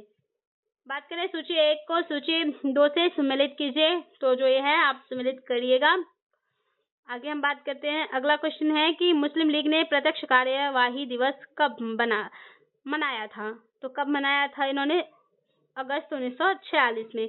बात करें अगस्त 1946 की तिथि, मुस्लिम लीग द्वारा सीधी कार्यवाही दिवस हेतु निश्चित की गई। वायसराय के अंतरिम सरकार के फैसले को नामंजूर करते हुए मुस्लिम लीग ने स्वतंत्र एवं संपूर्ण प्रभुत्व संपन्न पाकिस्तान राज्य की स्थापना की मांग की। उक्त तिथि को दंगे फैलाना एवं आतंक का माहौल बनाकर यह प्रदर्शित करना था कि हिंदू और मुसलमान एक साथ नहीं रह सकते और इस कार्यवाही के तहत नोआखली दंगे का प्रमुख केंद्र रहा। बात करें क्वेश्चन नंबर 51 की, क्या है कि निम्नलिखित को सम्मिलित करके सही उत्तर का चयन कीजिए। यहाँ पे दिया हुआ है, आप सम्मिलित करिएगा, ठीक है। आगे हम बात करते हैं, यही है क्वेश्चन, तो आप इसे भी सम्मिलित कर लीजिएगा। अगले क्वेश्चन की बात करें, क्वेश्चन नंबर 53 क्या है कि भारतीय मुद्रा पर 1913 में नियुक्त रॉयल कमीशन का अध्यक्ष कौन था? तो जो है कौन था? सर ऑस्टिन चैम्बरलेन, ठीक है। अब हमारा जो आता है नेक्स्ट टॉपिक, पत्र पत्रिकाएं पुस्तिका और उनके जो लेखक हैं उनकी बात करें, तो सत्यार्थ प्रकाश की रचना किसके द्वारा की गई थी? स्वामी दयानंद सरस्वती द्वारा।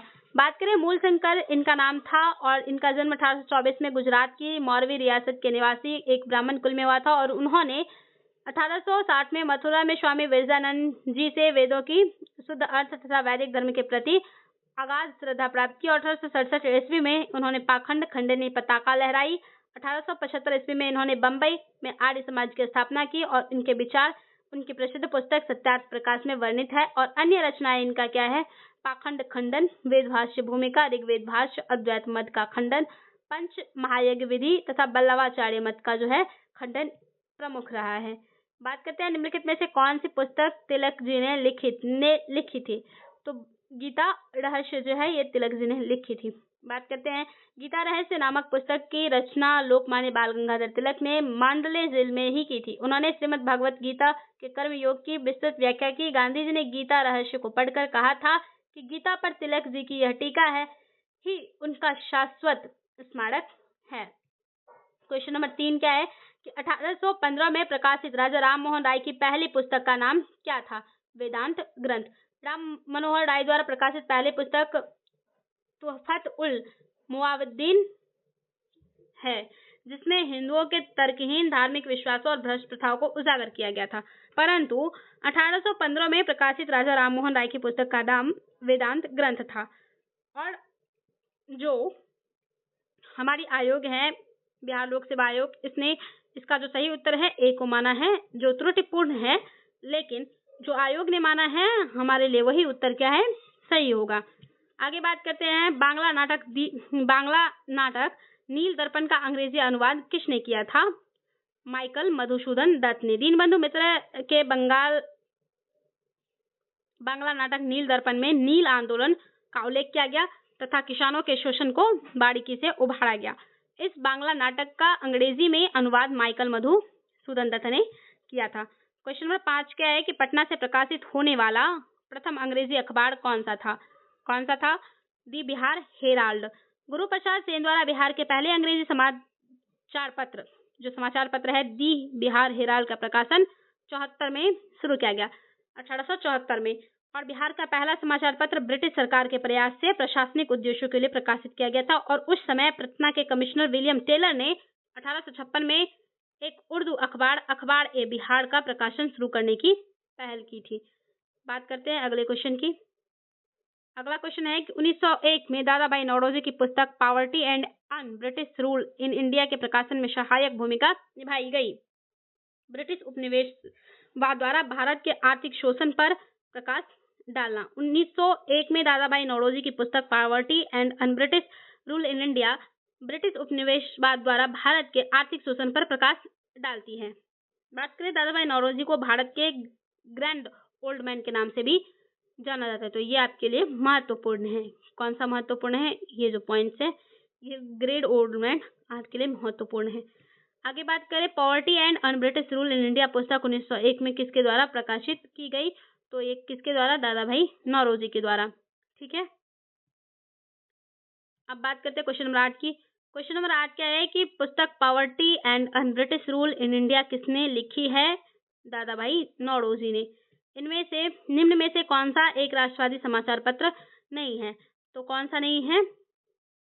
The times of India. The times of India एक राष्ट्रवादी समाचार पत्र नहीं था। इसके अतिरिक्त हिंदू, बंगाली और दी महरता समाचार पत्र राष्ट्रवादी सोच को बढ़ावा देने वाले थे। क्वेश्चन नंबर 10 क्या है कि भारत के स्वतंत्रता आंदोलन के दौरान गहन राष्ट्रवादी विचारों को किस समाचार पत्र के द्वारा प्रचारित किया जाता था? अमृत बाजार पत्रिका के द्वारा। औपनिवेशिक शासन के खिलाफ राष्ट्रीय जागृति के प्रचार के लिए उभरे सबसे शक्तिशाली समाचार पत्र थे सुधारक केसरी मराठा, नवजीवन, स्वदेश मित्रन, अमृत बाजार पत्रिका, हिंदुस्तान, मातृभूमि आदि। अमृत बाजार पत्रिका 1868 में दो भाइयों शिशिर कुमार घोष व मोतीलाल घोष के द्वारा यानी कि घोष के द्वारा शुरू की गई थी।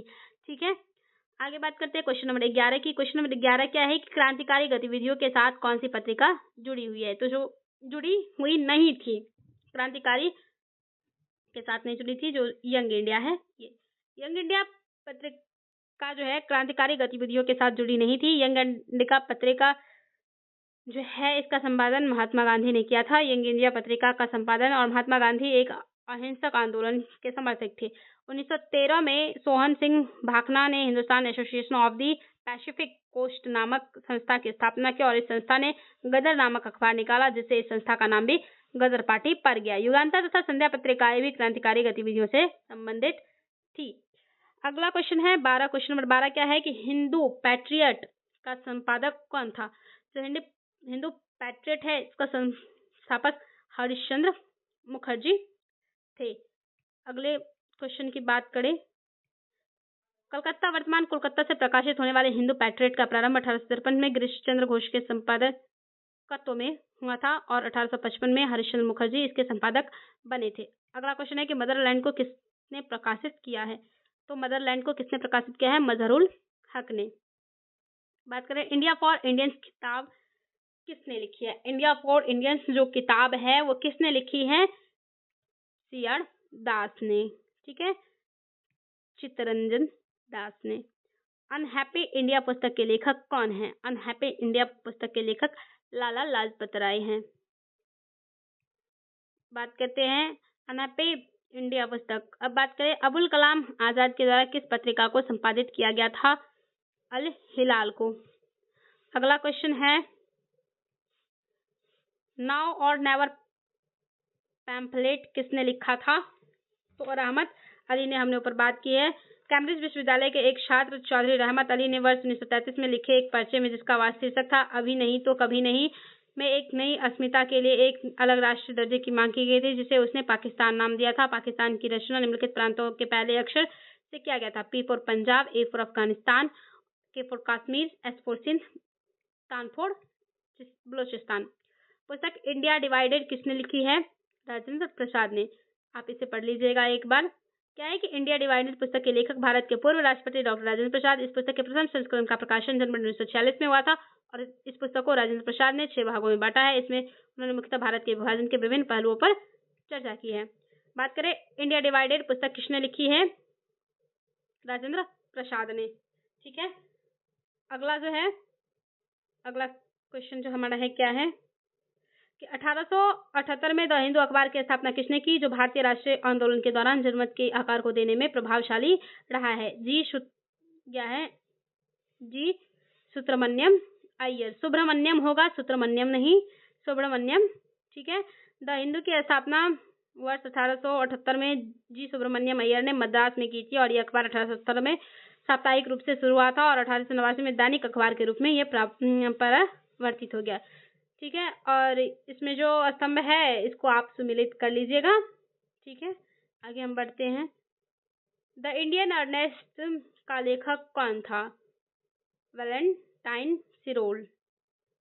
इंडियन अर्नेस्ट के लेखक वैलेंटाइन सिरोल थे। इन्होंने ही बाल गंगाधर तिलक को भारत में अशांति का जन्मदाता कहा था। भरत तिलक ने इस पर मानहानि का मुकदमा दायर भी किया था। उपन्यास दुर्गेश नंदिनी के लेखक कौन थे? बंकिम चंद्र चटर्जी। दुर्गेश नंदिनी के लेखक बंकिम चंद्र चटर्जी है। 1865 में लिखित यह उनका पहला उपन्यास है। इसके अतिरिक्त उन्होंने आनंदमठ, राजसिंह, विप्रवृक्ष जैसे उपन्यास लिखकर बांग्ला साहित्य को नई दिशा दी थी। बात करें निम्नलिखित में से किस अखबार का प्रकाशन पटना से होता था? तो कौन सा था? Indian nation. ठीक है। अगला है, झंडा गीत किसने लिखा है? जो झंडा गीत है वो श्यामलाल पार्षद ने लिखा है। वंदे मातरम बंकिम चंद्र चटर्जी के कौन से उपन्यास का भाग था जिसने लाखों भारतीयों को देशभक्ति के लिए प्रोत्साहित किया? आनंदमठ। वंदे मातरम गीत बंकिम चंद्र चटर्जी की प्रसिद्ध कृति आनंदमठ से लिया गया है और इस उपन्यास का कथानक सन्यासी विद्रोह पर आधारित था। 1896 में कांग्रेस के कलकत्ता अधिवेशन में पहली बार ये गाया गया था। महात्मा गांधी एंड बिहार रेमिनिसेंसेस के लेखक कौन थे? कौन थे ये? महात्मा गांधी होंगे। कौन थे? राजेंद्र प्रसाद। तो बात करें Mahatma Gandhi and Bihar some reminiscences पुस्तक के लेखक राजेंद्र प्रसाद हैं और डॉक्टर राजेंद्र प्रसाद की कुछ अन्य प्रमुख कृतियां जैसे Satyagraha in Champaran, India divided at the feet of Mahatma Gandhi, ये सब हैं।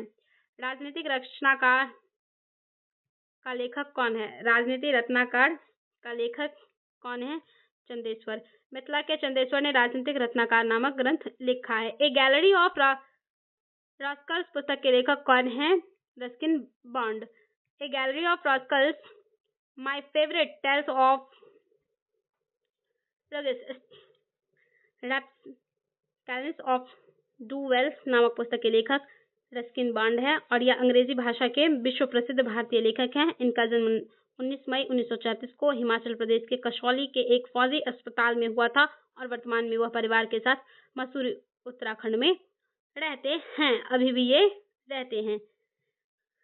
बात करें देशेड़ कथा पुस्तक किसने लिखी थी? सखाराम गणेश देवशकर ने। किसने? सखाराम गणेश देवशकर ने। बात करते हैं प्रसिद्ध पुस्तक गुलामगिरी के लेखक कौन है? रामास्वामी नायकर पेरियार। पिछड़े वर्गों का उत्थान सत्यशोधक समाज का मुख्य कार्यक्रम था और इसकी स्थापना 1873 में ज्योतिबा फुले ने की थी और यह जो है ज्योतिबा फुले ने की थी और यह आंदोलन दलितों और निम्न जातियों के कल्याण के लिए चलाया गया था। अपनी ब्राह्मण विरोधी गतिविधियों का संगठित रूप में प्रसार करने के लिए उन्होंने आलोचनात्मक ग्रंथों सार्वजनिक सत्यधर्म पुस्तक का गुलामगिरी की रचना की थी। तो यहाँ पे जो है ऑप्शन क्या हो जाएगा?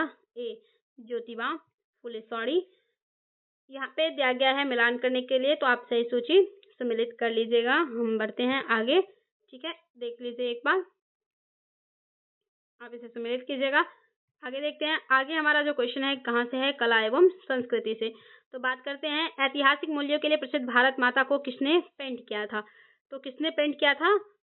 अभिंद्रनाथ टैगोर ने। भारत माता प्रसिद्ध भारतीय चित्रकार अभिंद्रनाथ या अभिंद्रनाथ टैगोर साहित्य में नोबेल पुरस्कार विजेता रविंद्रनाथ टैगोर के भतीजे हैं। 1905 में चित्रित एक पेंटिंग है इनके द्वारा। ठीक है, विभिन्न राज्यों और उनके लोकप्रिय नृत्य इस प्रकार दिए गए हैं, इसका जो है मिलान करना है। ठीक है, तो आप इसका मिलान करिएगा। ठीक है, आगे बढ़ते हैं। निम्न में से कौन सा सही है? तो हरिप्रसाद चौरसिया बांसुरी। पंडित हरिप्रसाद चौरसिया प्रसिद्ध बांसुरी वादक है। बिस्मिल्लाह खां शहनाई वादक एवं जाकिर हुसैन तथा अल्लाह रखा खां तबला वादक है। अतः विकल्प एक युग्म सही है। अगला है कि थार्डीग्यूट महोत्सव का 3 दिवसीय उत्सव किस देश में मनाया जाता है? तो ये किस देश में मनाया जाता है? म्यांमार में। देखते हैं, थार्डीग्यूट महोत्सव का आयोजन म्यांमार में किया जाता है और इस त्योहार को म्यांमार में प्रकाश महोत्सव के रूप में मनाया जाता है। यह एक प्रतिष्ठित सांस्कृतिक तथा धार्मिक उत्सव है और यह त्योहार म्यांमार के सिंग्यान त्योहार के पश्चात दूसरा सर्वाधिक लोकप्रिय त्योहार है। ध्यातव्य है कि यह त्योहार 3 दिन तक चलता है, जिसमें पूर्णिमा के दिन, एक पूर्व का दिन, पूर्णिमा का दिन एवं पूर्णिमा के एक दिन पश्चात का दिन शामिल होता है। आगे क्या है कि स्मारक राज्य का निम्नलिखित में से कौन सा युग्म सही है? तो शेख चिल्ली का मकबरा जो है वो हरियाणा में है। शेख चिल्ली का मकबरा हरियाणा प्रांत के कुरुक्षेत्र जनपद के थानेश्वर में स्थित है, जबकि चित्रदुर्ग का किला कर्नाटक राज्य के चित्रदुर्ग जिले में स्थित है। ठीक है, आगे बात करते हैं। बाराबती किला जो है किस भारतीय राज्य में स्थित है? ओडिशा में। बाराबती किला भारत के ओडिशा राज्य में स्थित है और इस किले का निर्माण गंगवंशी राजाओं द्वारा 13वीं शताब्दी में कराया गया और यह ओडिशा के कटक क्षेत्र में स्थित है। सूची का मिलान करना है, आप इसे करिएगा। आगे हम बढ़ते हैं। ठीक है, इसमें सिर्फ सूची का मिलान करना है, तो ये देख लीजिए, आप सूची का मिलान कीजिए। अगला क्वेश्चन है कि निम्नलिखित में से कौन सा त्योहार राज्य युग्म सही है? ठीक है, तो इसमें जो है कौन सा सही है? 1 और 2 दोनों सही है। ठीक है,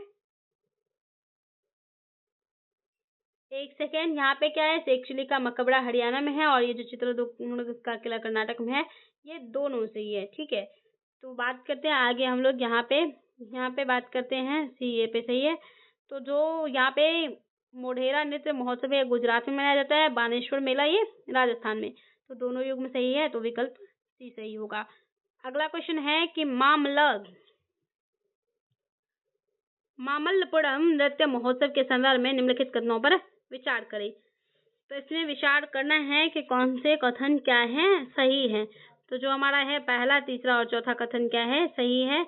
आप देख लीजिए एक बार, क्या है कि यह देश के विभिन्न क्षेत्रों में प्रचलित लोक नृत्यों का महोत्सव है। दूसरा, इन महोत्सव को महाबलीपुरम नामक शहर में लगभग 10 दिनों तक आयोजित किया जाता है। सही बात है। महाभारत, राधा कृष्ण, बल्ली मुखगा, शिव शक्ति और कई प्राचीन लोक कथाओं को संवेदनशील नृत्य स्वरूपों के माध्यम से जीवंत किया जाता है, ये गलत है। चौथा है कि पृष्ठभूमि ऐतिहासिक अर्जुन एवं मूर्ति श्रृंखला के साथ सज्जित मंच पर सम्मोहनकारी नृत्य प्रस्तुत किए जाते हैं। तो इसमें जो सही आंसर है क्या हो जाएगा? 1, 3 और 4। 1, 3 और 4। इसका जो राइट ऑप्शन है क्या हो जाएगा? 1, 3 और 4। 2 क्या है? ये गलत है। ठीक है, आगे हम लोग बात करते हैं। देखिए यहाँ पे डिटेल से दिया गया है, एक बार इसके बारे में देख लेते हैं। क्या है कि मामल्लपुरम नृत्य उत्सव भारत में उल्लेखनीय त्योहार में से एक है, जो पूरी तरह देश के पारंपरिक ललित कलाओं का समर्पित है। यह महाबलीपुरम में 4 सप्ताह तक मनाया जाता है। अतः कथन 2 जो है असत्य है, शेष सभी कथन जो है वो सत्य है। निम्नलिखित में से कौन सा राज्य गणगौर त्योहार मनाता है? तो इसमें से कौन सा राज्य है? राजस्थान क्या करता है? गणगौर त्योहार मनाता है। गणगौर त्योहार राजस्थान में मनाया जाता है। यह चैत्र महीने की शुक्ल पक्ष की तृतीया को आता है और इस दिन लड़कियां व महिलाएं शिवजी और पार्वती की पूजा करती हैं। कहाँ पे? गणगौर में। अगला है क्वेश्चन नंबर 11। क्वेश्चन नंबर 11 क्या है कि होयसल कला के संबंध में निम्नलिखित कथनों पर विचार करें। होयसल कला पर जो है कथनों पर विचार करना है, कौन सा कथन सही है। तो इसमें जो 1, 2 और 3 कथन है वो सही है। 1, 2 और 3। होयसल शैली कर्नाटक के दक्षिणी क्षेत्र में विकसित हुई है। आप इसे एक बार देख लीजिएगा। ठीक है, बात करते हैं अब हम लोग क्वेश्चन नंबर जो है कितना है हमारा, क्वेश्चन नंबर 12 इसके बारे में। क्वेश्चन नंबर 12 क्या है कि भारत में उत्सव और मेलों के बारे में निम्नलिखित कथनों पर विचार करें। यहाँ पे भी विचार ही करना है। देखिए, केरल में जो है त्रिचूर में आयोजित पूरा उत्सव का मुख्य आकर्षण भव्य रूप से सजाए गए हाथियों की परेड है। सही बात है। ठीक है, दूसरा है असम में बिहू त्योहार मनाया जाता है। पिछले वीडियो में भी हमने देखा है।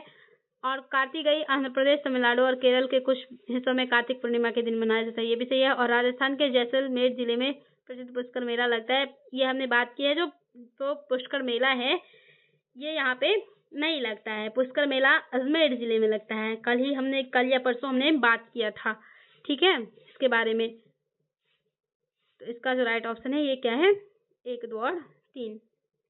क्वेश्चन नंबर 13 की बात करें, निम्नलिखित में से कौन सा मंदिर कांचीपुरम में स्थित है? तो एकांबरेश्वर मंदिर कांचीपुरम में स्थित है। यह मंदिर देवाधिदेव महादेव को समर्पित है। इस मंदिर का निर्माण पल्लवों द्वारा करवाया गया था और उल्लेखनीय यह है कि मंदिर हजारों साल पुराना है, जिसकी वर्तमान संरचना का पुनर्निर्माण 600 ईस्वी में पल्लवों द्वारा किया गया था। आगे बात करते हैं कि भारत के राष्ट्रीय पुस्तकालय ने अपनी यात्रा किसके उद्घाटन के साथ शुरू की है? तो मार्च 1836 में कलकत्ता पब्लिक लाइब्रेरी के साथ। पुस्तकालय का इतिहास दस्तावेजों के संग्रह को व्यवस्थित करने से पहले प्रयासों से शुरू हुआ है। राष्ट्रीय पुस्तकालय का इतिहास 21 मार्च 1836 को कलकत्ता पब्लिक लाइब्रेरी के गठन के साथ शुरू हुआ है और यह एक गैर सरकारी संस्थान तथा मालिकाना आधार पर चलाया जाता था।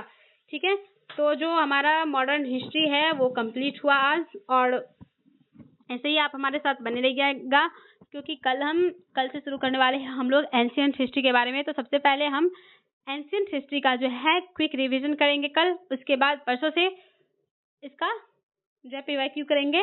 तो बने रहिएगा ऐसे। अगर आपको हमारा वीडियो पसंद आए तो इसे लाइक सब्सक्राइब जरूर करिएगा एंड कमेंट में बताइएगा कि आपको वीडियो कैसा लगा।